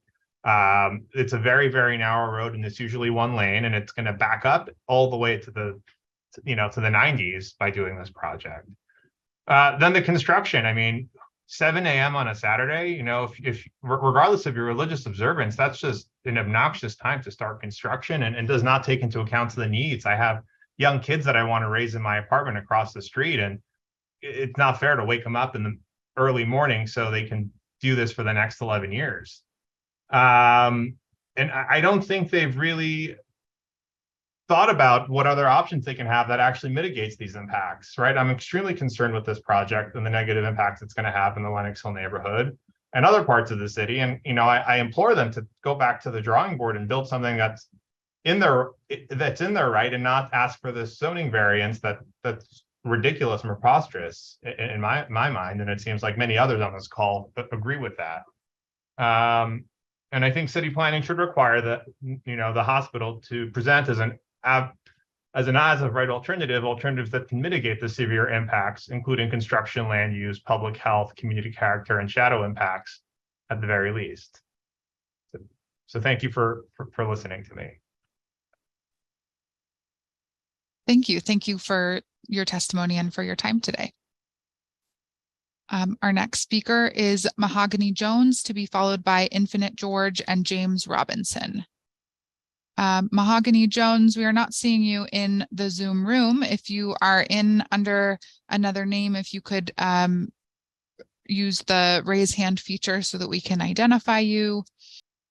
All right, I'm not seeing that person in the room, so we will go on to our next speaker. Infinite George will promote you and you will be able to provide your testimony. Our following speakers will be James Robinson and Visaya Dupree. You can see me, guys? We can hear you. All right. Okay. Good afternoon, everyone. My name is Infinite George, and I would thank you for having me today, to give me the opportunity to testify. I'm a Harlem resident, and I'm a member of Labor's Local 79. I'm here to support the Lenox Hill Hospital project in addition to its public health plan mission. This project creates construction jobs with union wages and benefits to support workers and their families. Building with Local 79 Labors creates careers for New Yorkers of color and low-income households such as myself. Like many Local 79 members, I am a lifelong New Yorker who grew up in public housing. When you grow up like I did, affected by poverty and the justice system, it's hard to get a fair chance. Before I joined the local, I struggled working non-union construction, exploitation. There were big safety concerns. It was a sweatshop, but Local 79 never held my history against me or my background or where I came from. Now I have a career with fair wages and healthcare. Not only do I provide for my family, but I'm also taking classes in labor studies at CUNY so that I can help other people like me find a better way to re-enter society and a better way of living. This is why I support projects like the Lenox Hill project that can bring long-term financial stability to workers and boost wages for Harlem residents. Opponents of this project are complaining about new people crowding their neighborhood. I should hope that people like me looking for work in the Upper East Side Medical Corridor or simply seek medical care would be welcome. And I would like the panelists and all opponents to know that we just went through a terrible pandemic that is possibly will happen 100 years from now. And as we showed, the lack of adequate hospitals. We need more hospitals. Thank you very much. Thank you. Thank you for your testimony and for taking the time to be here. Our next speaker is James Robinson, to be followed by Visaya Dupree and Shayna Laurie.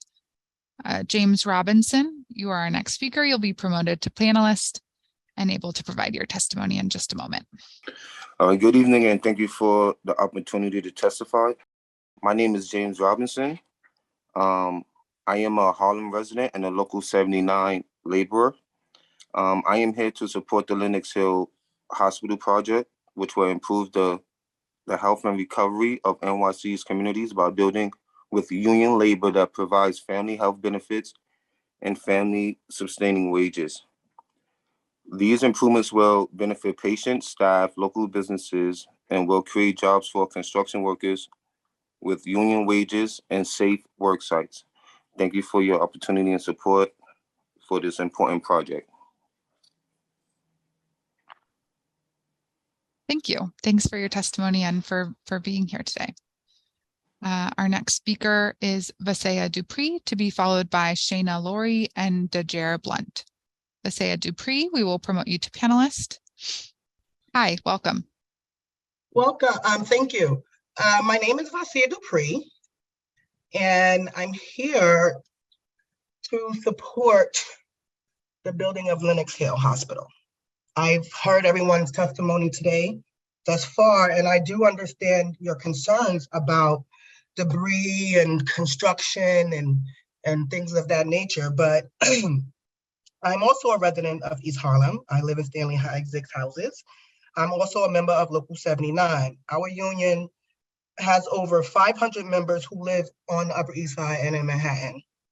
I would like to express my support for this project. The healthcare infrastructure will support my community through high quality patient care and good paying jobs in construction and healthcare that New Yorkers from disadvantaged backgrounds, women of color, and low income houses can access. I support, excuse me, excuse me, I'm a little under the weather, which is why we need this hospital to be built. I support this type of responsible development that invests in healthcare and improves in health and safety of our communities by building with the union laborers that provide family health benefits and family sustaining wages. This union health benefits allow hundreds of my fellow Local 79 members to find healthcare in top Manhattan hospitals, including Lenox Hill. We are proud to support the hospitals that serve the working class from people all over our city. The frontline nurses and doctors are part of the community as well. Throughout the pandemic, these people deserve better quality hospitals. They also deserve to be updated. Like, the hospitals are dated. The hospitals are being closed because they're dated. So in order to keep our facilities open, we have to give them an upgrade. We have to renovate them. And I know 10 years or 11 years sounds strenuous to you guys, but at the end result, we have to put technology in hospitals so they can stay within the era of the world we live in today. With that, I want to say thank you for listening, and thank you for the opportunity to support Lenox Hill Hospital. Thank you. Thank you. Thanks for your testimony, and wishing you a speedy recovery. Our next speaker is Shayna Laurie, to be followed by Dejere Blunt, to be followed by Ari Espinal. Shayna Laurie, we are not seeing you in the Zoom room. If you are in under a different name, if you could use the raise hand function to let us know if you are here. Not seeing that, we will move on to our next speaker, Dejere Blunt, to be followed by Ari Espinal and Nadia Barlera. Dejere, we will be promoting you to panelist now, and you will be able to unmute and provide your testimony. How you doing? My name is Dejere Blunt. Basically, I'm a Harlem resident, and basically, I'm showing and expressing my support for the project, for the Lenox Hill project. Basically, like growing up, like how we did, faced a lot of challenges in life. At one point, I used to work for a non-union construction body shop, that exploited, us for cheap labor. But luckily, I was able to find a pathway to a union career with Local 79. I want like other residents like me to have the same opportunity through projects like Lenox Hill. Like basically, like workers have been like called on to rebuild the city. It's critical that we support projects like this that ensures and dignifies wages. You know what I mean? We work and working conditions, basically safe, healthy work conditions, environment. That support both our essential construction workers and our essential healthcare heroes as well. Lenox Hill is known for its world-class care that serves residents from all over the city, northern Manhattan, including Harlem. You know what I mean? So that's pretty much it. I just want to thank you guys for your time and for the opportunity to express my support as well. Pretty much. Thank you. Thanks for being here and for sharing your testimony. I appreciate your time. We do have a previously called speaker, Sophia Milonas, who was previously called but not in the room. So we will give that speaker an opportunity to testify now, joining us via phone. So you will press *6 to unmute yourself so that we will be able to hear your testimony at the meeting. Yes, thank you for allowing me to speak. I have been living in this neighborhood for 5 decades. My sister lives in the Upper East Side, as well as my mother in the Lenox Hill neighborhood. So I represent 3 households. We bought in this neighborhood so that we could be in the Upper East Side Historic District. I was flabbergasted to hear that Lenox Hill has the ability to rise so high, even though its building is in an Upper East Side Historic District. I feel that this project is not needed because of the amount of hospitals in the neighborhood, and I also feel that it is almost a thwarting in the face of the Upper East Side Historic District to allow this height of building to go up. Thank you very much for your time. That is my statement. Thank you. Thank you for joining us, and I'm glad we were able to get you back in the room. Our next speaker is Ari Espinal, to be followed by Nadia Barlera and Faith Daniel. Ari Espinal, we are not seeing you in the Zoom room. If you are here under a different name, if you could use the raise hand function to let us know that you are here. All right, seeing none, we will note that Ari Espinal is being skipped, and we will go to our next speaker, who is Nadia Barlera, to be followed by Faith Daniel and Michael Picarillo. Nadia Barlera, we are ready for your testimony. All right, I was seeing that speaker in our list here, but no longer seeing Nadia Barlera. All right, if you're in the room, let us know. Otherwise, we will move on and note that we'll come back to you if you rejoin this meeting. Therefore, our next speaker will be Faith Daniel, followed by Michael Picarillo and Marco Tamayo. Faith Daniel, I'm also noting is also not in the room at this time. So we will note that this person is being skipped as well. If they join in the room later, we will come back to them. So our next speaker will be Michael Picarillo, to be followed by Marco Tamayo and Peggy Rosenblatt. Hi, welcome. Hi, Stephanie. Thank you for having me. My name is Michael Picarillo. I'm a lifelong resident of New York City. Also, I am the interim assistant director of area standards for the Carpenters Union here in New York City. I'm speaking on behalf of the 18,000 hardworking members of the New York City District Council of Carpenters and our affiliated trades. We have 546 members that live within a 3-mile radius of this project. We fully support Lenox Hill Hospital's plan to replace their old dated facility with the new state-of-the-art campus, which will serve the people of New York and the residents of Lenox Hill, most likely long after everyone on this call is long gone. This project will not only create job opportunities with family-sustaining wages for construction workers, but it will also have a positive impact and provide state-of-the-art critical care to those who need it most. Additionally, we appreciate Northwell's commitment to working with union construction workers and providing fair wages and benefits, which help support the well-being of workers and their families. Thank you. Thank you. Thanks for your testimony and for being here.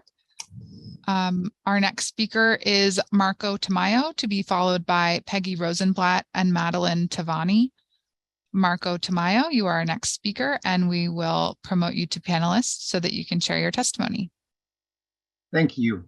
My name is Marco Tamayo, registered architect planner with more than 2 decades living on the Upper East Side. This resolution was organized to grow the city in an equitable, harmonious development with opportunities for all. In some cases, even when the zoning resolution installed several extra protective regulations to avoid any absurd disparities on any abuse proposal and protect the quality of life of its residents. Indeed, Lenox Hill lot has the following regulations. RAD protecting the mid-block contextual district with 75 feet max, and for the community board facility 5.1 FAR, more than any other community board. On Lexington Avenue, C1-8X with R9X residential contextual district equivalence with a higher 170 feet max and 9 floor area ratio, or a mandatory inclusionary housing 200 feet high and the FAR of 9.7, maintaining the human scale of the right proportion of the narrow Lexington Avenue. But this proposal could build an insensitive, inhospitable, and oppressive building with a wall gorge on Lexington Avenue. It would break any zoning coherence and impact profoundly negatively in the life of its surrounding neighbors. This proposal is proposing an average floor area ratio of 12.5 or 600,000, more than 600,000 square feet, and no affordable housing, but with an extra 0.5 floor area, and this developer could receive a subsidized loan too.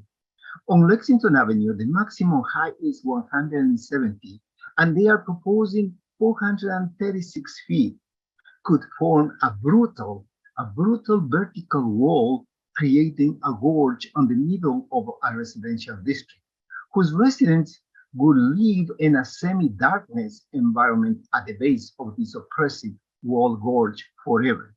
Also, this proposal shall comply not only with the CEQR manual factor on greenhouse emissions, but also with the new local law 97, since the building would be finished by the year 2037. I'm sorry. Let me be very clear, especially the union workers. I am not against generating jobs or investment or medical services. This hospital could share this development with different neighbors, forming a good and needed opportunities for other neighborhoods and have a more equitable and fairer city for all. Thank you. Thank you. Right at the buzzer. Thank you for your testimony and for being here today. We will go to our next speaker of Peggy Rosenblatt, to be followed by Madeline Tavani, to be followed by Justin Pescone. Peggy Rosenblatt, I am not seeing in our Zoom room. Peggy Rosenblatt, if you are here and would indicate so by using the raise hand feature in Zoom, that we can hear your testimony. All right, seeing none, we'll note that you are not in the room now, and we'll come back if you are able to join. We'll go to our next speaker, Madeline Tavani. Not sure if you are here as a stenographic capabilities or as a speaker. I think we'll promote you to panelist, and you can let us know if you wish to speak. Madeline Tavani, to be followed by Justin Pescone and Rachel Levy.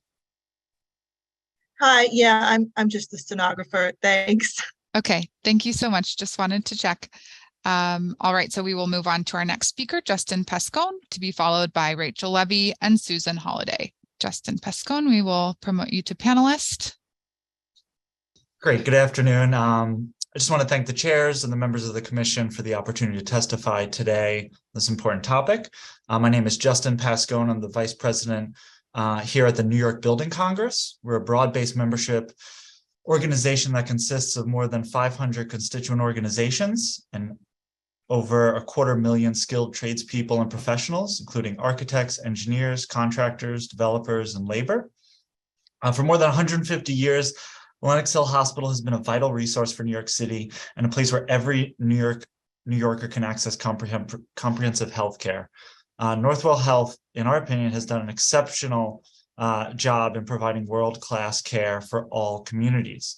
Among Northwell's 23 hospitals across the region, Lenox Hill is one of the top 5 hospitals in New York State and one of the top 50 in the nation for 6 specialty practices.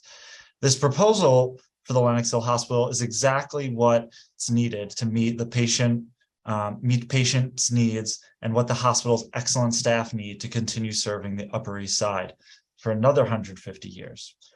We believe the city as a whole has earned has learned a lot of lessons over the last 3 years over the pandemic about how we treat New Yorkers with the care, technology, and dignity that they deserve. This vision for Lenox Hill delivers that promise while also bringing so much more to the community. It means improved access to busy subway station, less congestion, safer streets, and new good-paying union jobs, especially for the young men and women who work there today and in the surrounding area. But we won't want that vision to move forward without the input from our members and the community at large. And so we believe Lenox Hill has done that. We want to continue working with the residents and as the building industry, be there to support them as this development goes from this planning stage where we are now through development. We believe this proposal is community focused, and that's the reason why the Building Congress is in full support. Thank you. Thank you. Thanks for your testimony and for being here. Our next speaker is Rachel Levy, to be followed by Susan Holliday and Peter Brereton. Rachel Levy, you are our next speaker. We'll promote you to panelist and you'll have the opportunity to share your testimony. Thank you so much. Good afternoon. I'm Rachel Levy. I'm the Executive Director of Friends of the Upper East Side Historic Districts. For 40 years, Friends has worked to preserve architectural history, livability, and sense of place on the Upper East Side. We're a leading voice for common sense planning and land use, and we support balanced urban change on the Upper East Side. Northwell seeks a massive upzoning to the Lenox Hill Hospital site, which will destroy the equilibrium of zoning and historic district tools calibrated to reinforce the character of Park and Lexington Avenues with low-rise mid-block corridors. The city record on these points is clear, particularly with regard to Lexington Avenue, described in a 1983 DCP report as a uniquely narrow avenue with, quote, very special neighborhood character. Beyond its height of 436 feet, piling a bulky building with floor plates nearly the size of the Freedom Tower on this portion of the site makes no sense from a planning perspective. Friends supports Northwell's desire to modernize its physical plant to align with industry standards and even to expand its facilities, which have grown in a piecemeal fashion. But the proposal projects an expansion of service, just 25 new beds, that is wildly out of proportion to the scale of the increase in building density of nearly 80% of its gross square feet.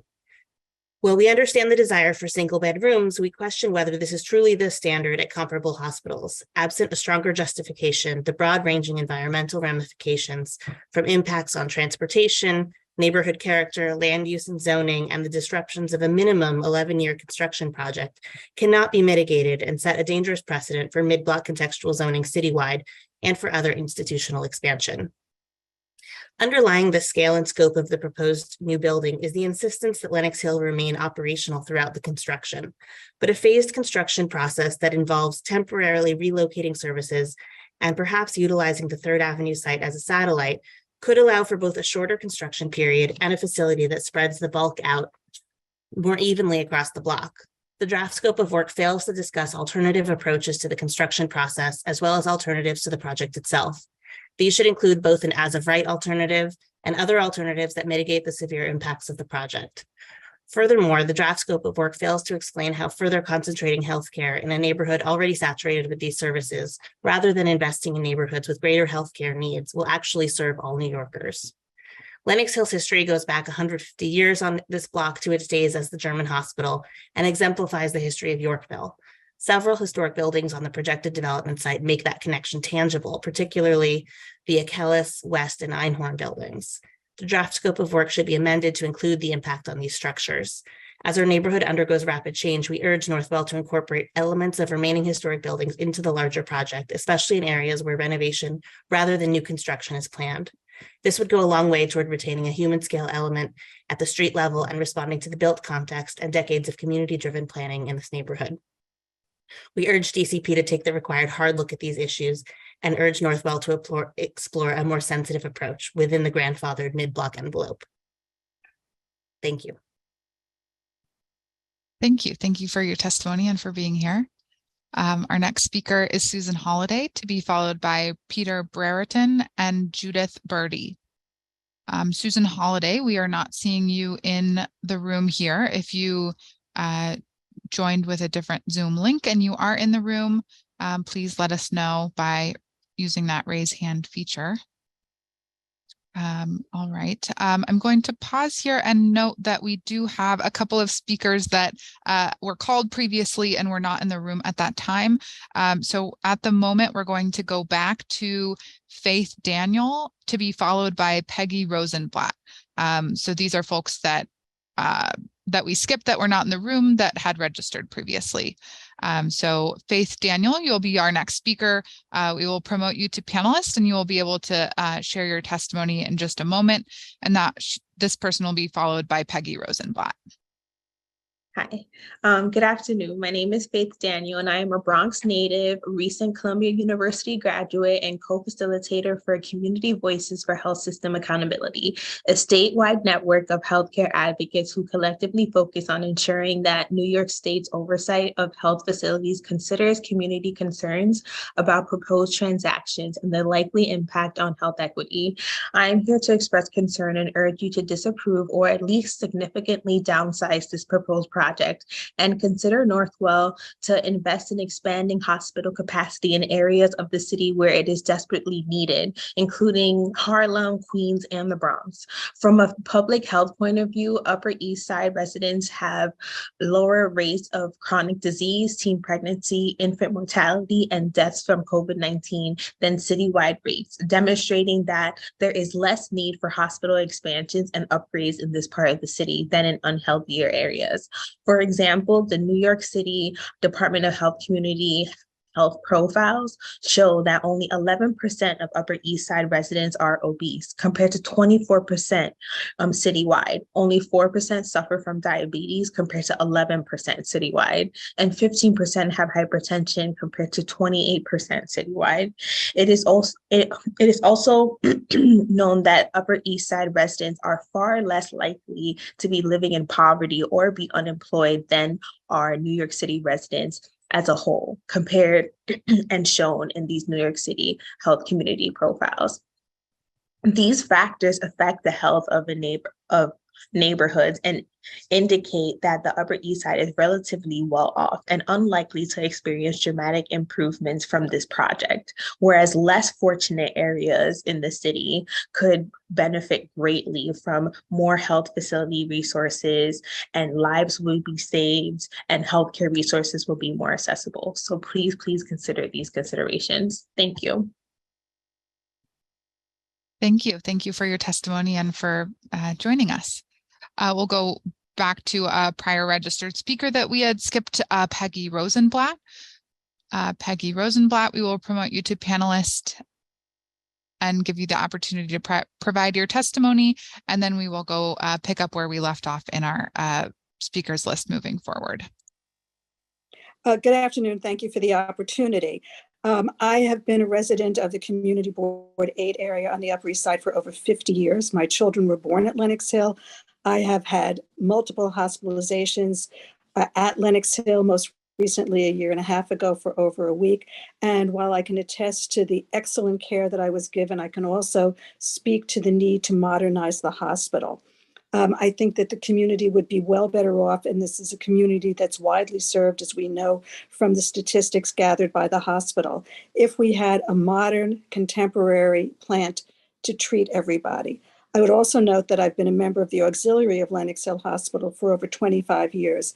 And in that association, I'm well aware of what the hospital does to provide help to the neighborhood in many different ways, everything from providing 1,000 helmets at the 3rd Avenue, bike helmets at the 3rd Avenue Street Fair, to providing clothes for indigent people who come into the hospital, to providing literacy information for the Center for Learning and Development. So I think that people need to take into account that Lenox Hill serves a greater community than just the Upper East Side, and also is in need of modernization. Thank you.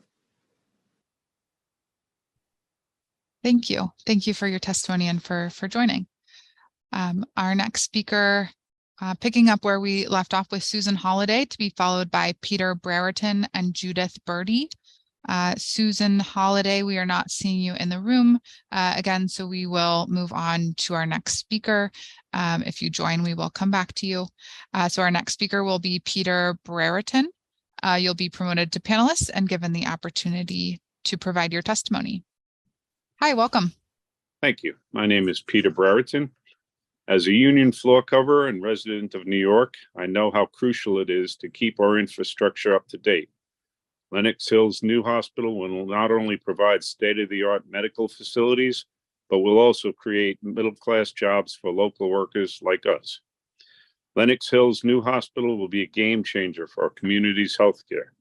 It will allow for more efficient and effective care, which will ultimately benefit patients and healthcare providers alike. As a member of the union, I fully support the construction of Lenox Hill's newest hospital. It's a win-win situation for everyone involved. Patients will receive better healthcare, healthcare workers will have a better workplace, and our community will have a more robust healthcare system overall. The construction of Lenox Hill's new hospital will help boost the local economy by creating jobs, good jobs, stimulating growth, and attracting new businesses to the area. I see it as an investment in our community's future. Lenox Hill's new hospital is not just a building, it's a symbol of hope and progress for our community. By supporting its construction, we're investing in the health and well-being of our fellow citizens and ensuring that everybody has access to high-quality health care when they need it most. I would also like to thank Lenox Hill for their long-standing relationship with union construction workers today and in the future. Thank you for your time. Thank you. Thanks for your testimony and for being here today. We'll go on to our next speaker, Judith Birdie, to be followed by Grace Polk and Jill Ehrenberg. Judith Birdie, we are not seeing you in the Zoom room. If you are here under a different name, please use the raise hand function to let us know you're here. Otherwise, we will skip and move to our next speaker. But if you join later in the meeting, we will hear from you. All right. Our next speaker will be Grace Polk, to be followed by Jill Ehrenberg, to be followed by Ralph Kaslick. Grace Polk, we will promote you to panelist and we'll hear your testimony. Folks in the background, are we able to promote the speaker, Grace Polk? All right. Looks like we're not able to promote this speaker. So we will come back to you if we're able to troubleshoot that in the background. We will move to our next speaker, Jill Ehrenberg, who has indicated that they will be dialing in via phone, but we currently do not have any other any dial-ins registrants at this time. Jill Ehrenberg, if you are here, if you have dialed in, you can press *6 to unmute yourself. Not seeing any phone dial-ins in the room at the moment. So we will come back to you if you are able to join the meeting. So we will move on to our next speaker, Ralph Kaslick, to be followed by Martin Flash and Ruben Colon.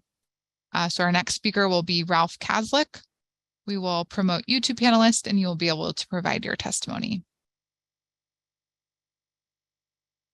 All right, I think we're having the same situation with Ralph Kaslick. Are we able to? Looks like we're not able to promote this speaker, so we will move on to Martin Flash, to be followed by Ruben Colon and Deborah Sokolar. Martin Flash, we are not seeing you in the room. If you are here, please use the raised hand function to let us know. All right, we will move to our next speaker. Our next speaker here will be Ruben Colon, to be followed by Deborah Sokolar, to be followed by Miguel Torres. Ruben Colon, you're our next speaker. Yes, thank you for having me. My name is Ruben Colon. I'm a representative out of the New York City District Council of Carpenters. I'm a 28-year member of Local 157 in New York City, affectionately known as the Manhattan Local. I represent about 8,000 members working out of that local, a few hundred which may at some point wind up working on this project. We are the best at what we do. We are the fastest, the safest carpenters in New York City, I dare say, in the country. moving on to my statement. Northwell Lenox Hill Hospital is a critical part of New York's healthcare infrastructure, and the plans to renew it will not only help care for working class people, but also create good union wage paying jobs for New Yorkers who help strengthen our city every day. Every day we get bombarded with headlines about various sectors pulling back their investments in our city's real estate. Not Northwell. Instead, Northwell is increasing the investments and planning for the next 50 to 100 years. The investment in Lenox Hill's future will be felt most clearly by patients and staff who have made the best of a facility made up of a patchwork of buildings, the oldest of which is 150 years old. The challenges of an outdated building have been made more evident over the last 3 years when we saw how the staff and patients had to adapt. We need spaces that provide greater dignity for patients and their families and minimize exposure for them and staff in a hospital setting. That's why single patient rooms will help improve the patient experience and will, as well, an updated emergency department redesigned operating rooms. The opportunity to build for the future also means bringing more sustainability. Hospitals must become part of the solution to reducing carbon emissions. A new Lenox Hill Hospital will. These physical improvements to the hospital infrastructure also mean new jobs, which will bring economic activity, not just for the city, but for the local store and restaurant owners who make up the community. This project is an opportunity for us to stand together after a challenging 3 years. Every person in the city deserves access to a healthier, stronger future. That means we have to invest in jobs and healthcare today, and revitalize Lenox Hill Hospital is a crucial part of getting there. And I caution everybody, at some point in time, we will all need to visit a hospital, if not for ourselves, for a loved one. This affects everybody. As a person who lost 2 family members during the COVID pandemic, I know and understand the importance of privacy, dignity for the terminally ill. This is a very important point that needs to be pointed out. Thank you for allowing me an opportunity to speak. Thank you. Thanks for your testimony and for your story. Our next speaker in our list here is Deborah Sokolar, to be followed by Miguel Torres and Robert Green. Deborah Sokolar, you are our next speaker. Thank you for the chance to speak. My name is Deborah Sokolar. I'm a health policy analyst, Upper Manhattan resident, and years ago an intern in the Queen's Office of the City Planning Department. I have a vocal cord disability and my camera is on the blink, but I hope you can understand me okay. I concur with the serious criticisms raised in the CVHSA coalition comments by Lois Utley and echoed by Faith Daniel. I will have more detailed written comments, but I'll offer 2 main observations now. First, city planning's assessment criteria for evaluating projects include impact on neighborhood character. A predominant feature of this neighborhood's character is wealth. The predominant feature of this hospital's patient population is also wealth. Medicaid covers nearly half of New York residents, but only about 3% of Lenox Hill inpatients. Lenox Hill, the second least racially inclusive hospital in the state, evidently does not serve Harlem residents. This project's predominant impact would be to make this even more a hospital for wealthy, well-insured, white, and world-traveling patients. That would also skew the neighborhood and local businesses even more to catering to wealthy visitors. Northwell apparently hopes to win prestige and rich international donors with this huge glossy tower rather than benefiting the community. Second, amid a pandemic that has illuminated and worsened New York's severe health and economic inequities, this is how Northwell proposes to use its vast resources. Yet Northwell has a base in Queens and Brooklyn, both enormously diverse and extremely short of hospital capacity. Rather than worsen inequity by allowing a lavish, unneeded tower in the posh and overbedded Upper East Side, New York City needs Northwell to invest in some of the gravely underserved neighborhoods of Queens, from Arverne, Bayside, and Cambria Heights to Woodside and Ozone Park. I thank you. Thank you. Thanks for being here and for your testimony. Our next speaker is Miguel Torres, to be followed by Robert Green and Patricia Rung. Miguel Torres, you're our next speaker. We'll promote you to panelist in a moment. I would just note that we are coming to close to the end of our speakers list. It's been a very engaged group of speakers here. If you have not registered to speak, did not receive a Zoom webinar link to your email after registering, you will not be on our list. So if you would like to speak and have not registered, please do so now so that we can get you in our queue for speakers. So Miguel Torres, you are our next speaker. We're ready for your testimony. Good afternoon. How you doing? My name is Miguel Torres. I'm a 24-year member of the New York City Carpenters Union. For myself and thousands of other Latinos and African Americans workers, unions have been the gateway to the middle class. Over my 24-year career, I've worked on many hospitals in Manhattan. Most recently, New York Presbyterian at 1283 York and Memorial Sloan Kettering at 530 East 74th Street. These have always been great opportunities with family-sustaining wages for thousands of New Yorkers who work in the building trades. With the recent slowdown in the construction from the trend of remote working and high interest rates, major projects like this from Lenox Hill couldn't come at a better time. Not only for the jobs that it will create, I fully support Lenox Hill's plan to build a new hospital on the Upper East Side. This will provide much needed healthcare services with the local community, and the state-of-the-art facility will ensure that patients receive the best possible care. With the increasing demand for healthcare services in this area, it is crucial to have a modern hospital that can meet the needs of patients in a timely and efficient manner. I believe that the new hospital will be a valuable addition to the neighborhood and will serve as a vital resource for years to come. Thank you for the opportunity. Thank you. Thanks for taking time out of your day to be here. Thank you. Our next three speakers do not appear to be in the room. I'll call their names: Robert Green, Patricia Rung, Robert Hoguet. Sorry if I'm mispronouncing those. If any of those speakers are in the room, please indicate that you're here with the raised hand function.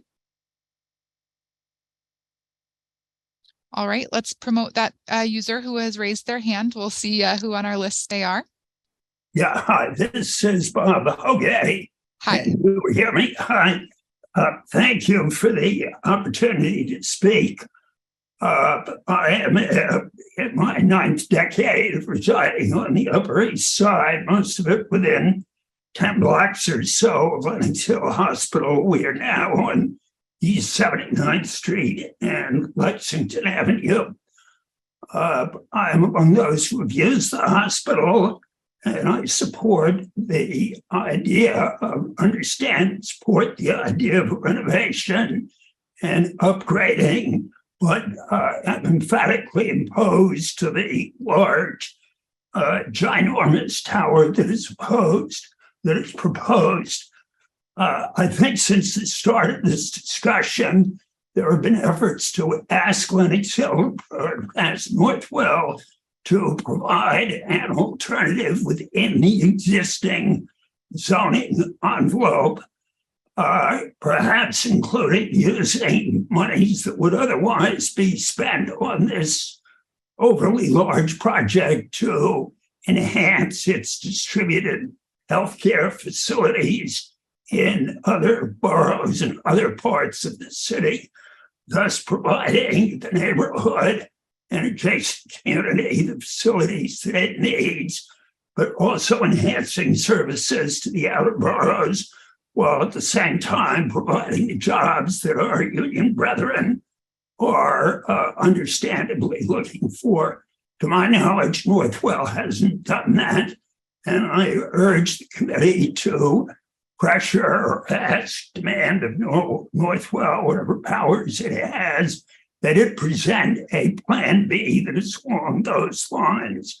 Again, that is build within the existing envelope and use the existing surplus to enhance distributed facilities around the city. Two other quick points in my remaining time. I think they should also provide for us a plan B that includes shutting the facility down.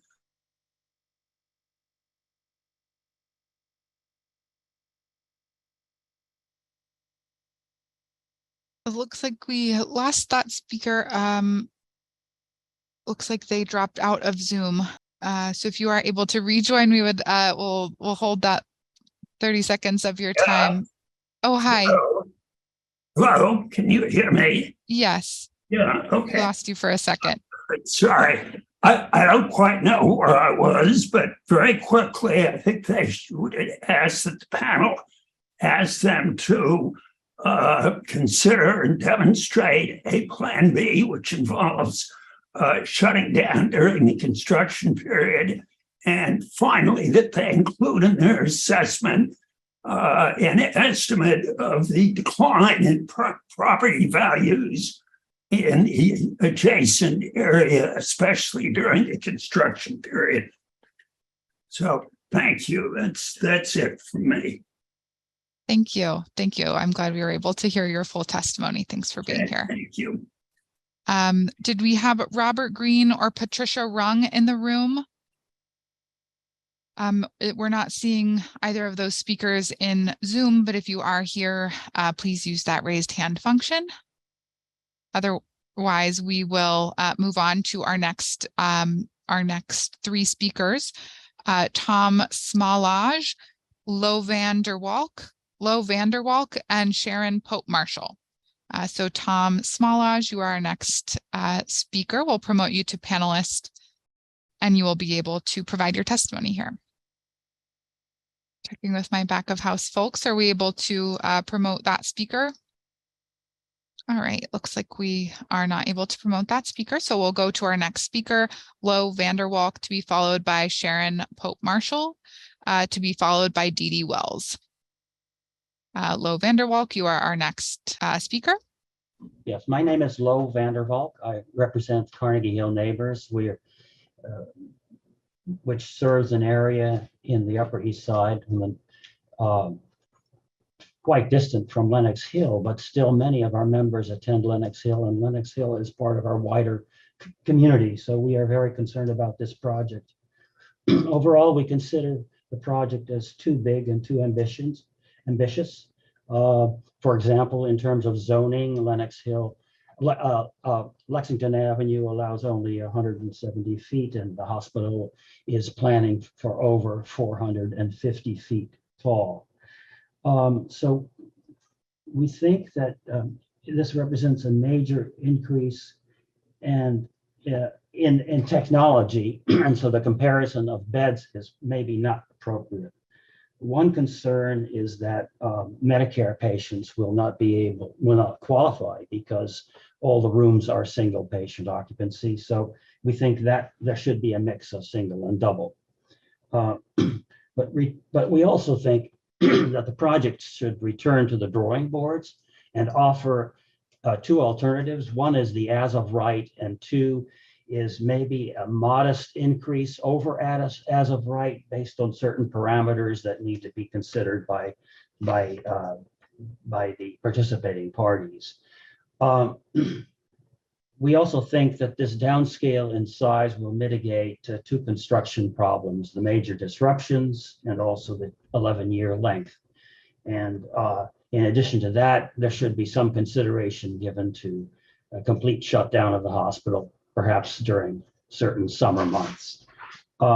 We will be submitting written testimony and to support our views, and we are hopeful that a resolution can be found. I just want to point out that We are grateful that the hospital withdrew its plan to build a residential building on Park Avenue, and we think that the same spirit can lead to a better sized hospital that will serve this community for many generations to come. Thank you. Thank you. Thanks for your testimony. Our next speaker is Sharon Pope Marshall, to be followed by Dee Dee Wells. Thank you. My name is Sharon Pope Marshall, Executive Director of Civitas. Civitas is an organization of citizens dedicated to improving neighborhood quality of life on the Upper East Side and El Barrio, East Harlem since 1981. Civitas promotes sound, context-sensitive urban planning, zoning, and land use issues. Thank you so much for the opportunity to provide comments today. Civitas does not support the Lenox Hill expansion project as currently proposed. In 1975, Henry J. Stern, as a council member at large for Manhattan, said, "The institutional expansion has," and I quote, "become so overwhelming that in the end, Manhattan may be a borough of institutions." Community District 8 is home to 9 world-class healthcare and life science institutions. Many are either beginning expansion projects, in the throes of expansion projects, or planning soon to be announced expansion projects. Each expansion project stretches several years, if not decades. The Lenox Hill Build program exceeds a decade. Already, our community bears the heavy burden of the brutally persistent encroachment by healthcare and life science institutions into our neighborhoods. How much more should our community endure, and for how long? We feel that this project can be better, and Lenox Hill Hospital can do better. Thank you very much. Thank you. Thanks for your time and for being here. Our next and last registered speaker is Dee Dee Wells. So we'll promote you, and you will be given the opportunity to share your testimony. For those of you who we have not called and wish to speak, please do visit our NYC Engage portal and register to speak. Dee Dee Wells is our last registered speaker at the moment. Hi. Thank you. So I'm a resident of the neighborhood, and this is the first time I've ever come out to speak about anything. I would say I would echo one of the speakers who expressed gratitude to the hospital for withdrawing the plan to build a residential tower on Park Avenue. That being said, I think that this plan has a lot of limitations. I am very supportive of renovating and upgrading the facility, but I do not think we need a 400-foot plus tower. I also echo what many of the other speakers have said. I think that migrating to all of single occupancy rooms is actually pretty just catering to very wealthy clientele. I don't think anybody needs to be in the hospital in a 345 square foot room. I fail to see any need for that. And I also think that the idea of an 11-year renovation project is really disruptive to the neighborhood. So to me, this feels very much like a a way to renovate and have a big splash and really draw in very wealthy clients that I don't think is needed at all. But I am supportive of the mission of renovating and upgrading the hospital. I just think it can be done in a much more scaled down and less disruptive way. Thank you. Thanks for your testimony and for participating today. All right, as I mentioned, that does bring us to the end of our registered speakers list. And so we are going to take a brief pause. Thank you everyone who has joined us today and provided your testimony already. At this point, we are going to take a brief 5-minute break. If anyone wishes to speak and has not yet registered, please do so at this time by visiting the NYC Engage portal, the link here, or by dialing any of these toll-free numbers and the meeting ID shown here at the center if you do wish to speak and have not yet had the opportunity to do so. We will take just a 5-minute break and reconvene at 4:45. If no speakers have registered during that time, we will move to close the meeting. Thanks so much, and we'll wait 5 minutes and we'll see everyone back here in just a few.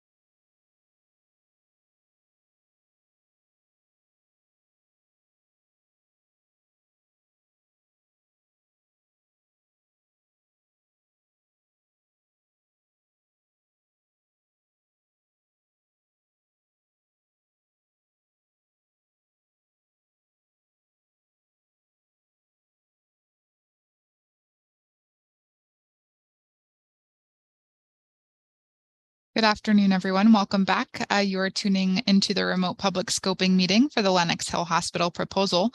Again, for the record, just let me note that the proposal CEQR number is 23DCP079M. We are currently on part 3 of the public scoping meeting, where members of the public are permitted to speak for up to 3 minutes on the proposal.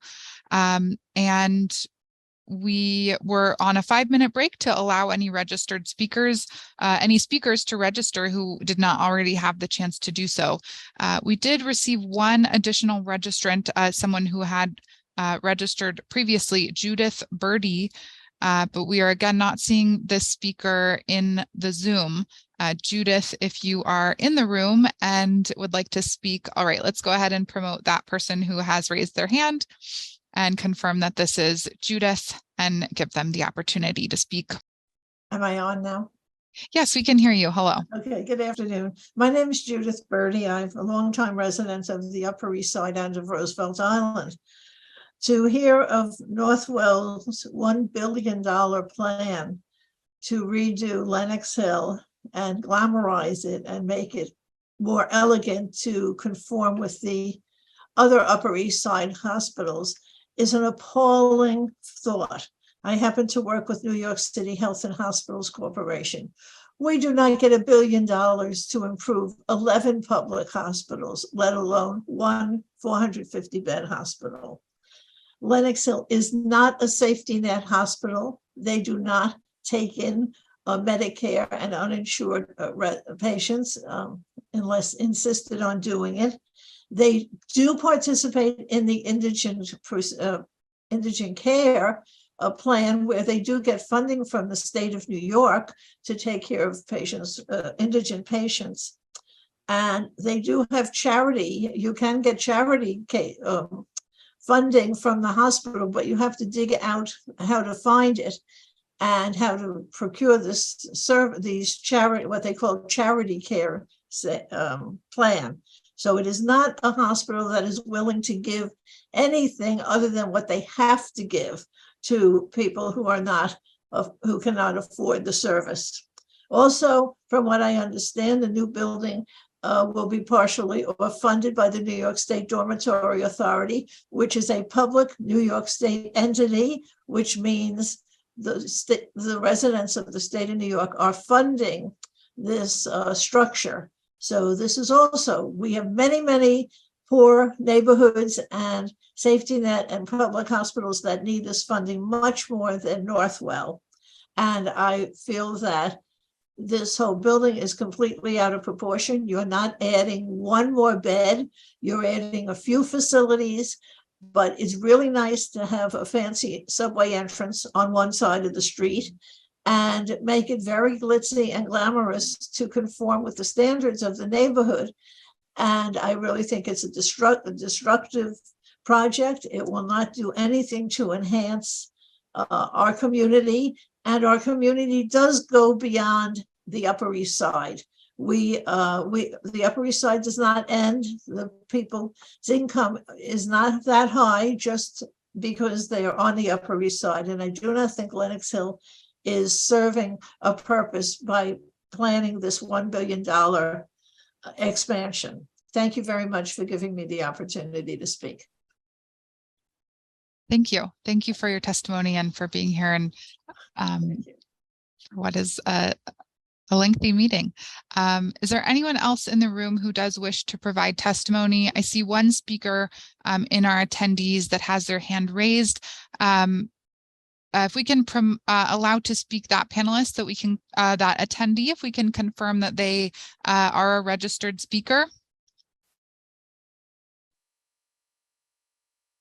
They're showing up as Andrew Gaspar, but we already did hear from that person. All right, it does not appear that we are able to promote that speaker. Oh, there we are. I think there's one member of the public who just joined as a panelist. Can you please state your name for the record so that we can confirm that you have registered? Hi, Calvert Moore. I do not believe that you are in our registered speakers list. I was supposed to be registered. I had a conference call and someone was registering me.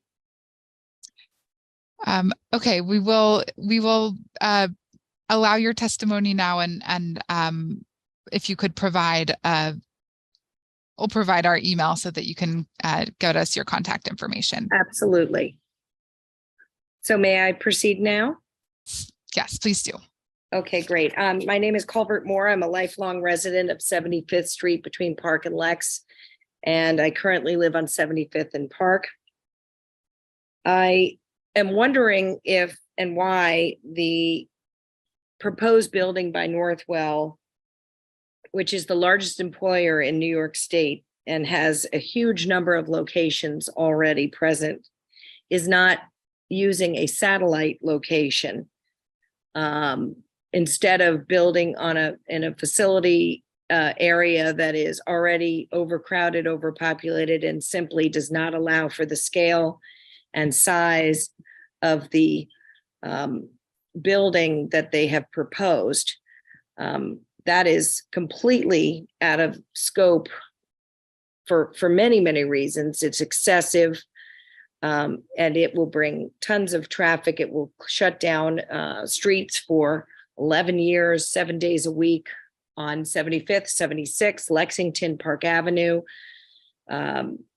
garbage trucks, construction, everything else that's going to make this project completely unsavory, not to mention a permanent scar on the Upper East Side. It also seems that the hospital is taking advantage of their ability to be sort of a nonprofit and have some exemption from that, which is not A, fair, and B, it seems extremely greedy and very vain of the hospital after everything that they've already got to not look into alternate locations where they would be able to build what they're interested in building without disrupting a very quiet, special, historic neighborhood.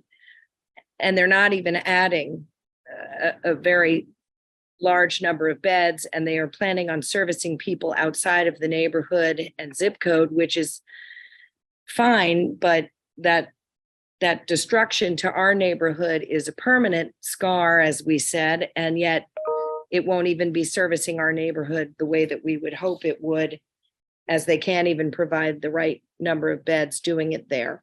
So I would like to voice my very strong opposition to this project, and I would like the people that are listening to this to understand how incredibly, again, greedy this entire proposal is by Northwell. My mother is a former board member of Northwell. She is also opposed to it as a 50+ year resident of 75th Street, and she has written a letter of opposition as well. Thank you for your time. Thank you. Thanks very much. All right. That does bring us to the end of our registered speakers.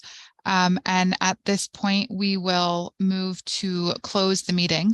Really appreciate everyone taking time out of your busy days to participate and for tuning in, whichever way that you were able to participate today. If you did have difficulty providing testimony or had any issues, please do submit your written testimony online.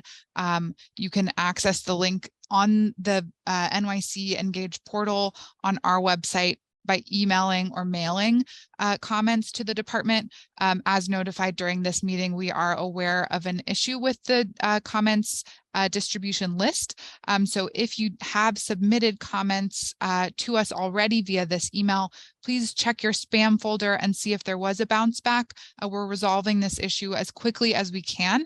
And so we appreciate if you would resubmit your comments either later today or tomorrow. And do recall that the comment period for this project will run through 5 p.m. on Monday, March 13th, 2023. We look forward to receiving all of your written comments.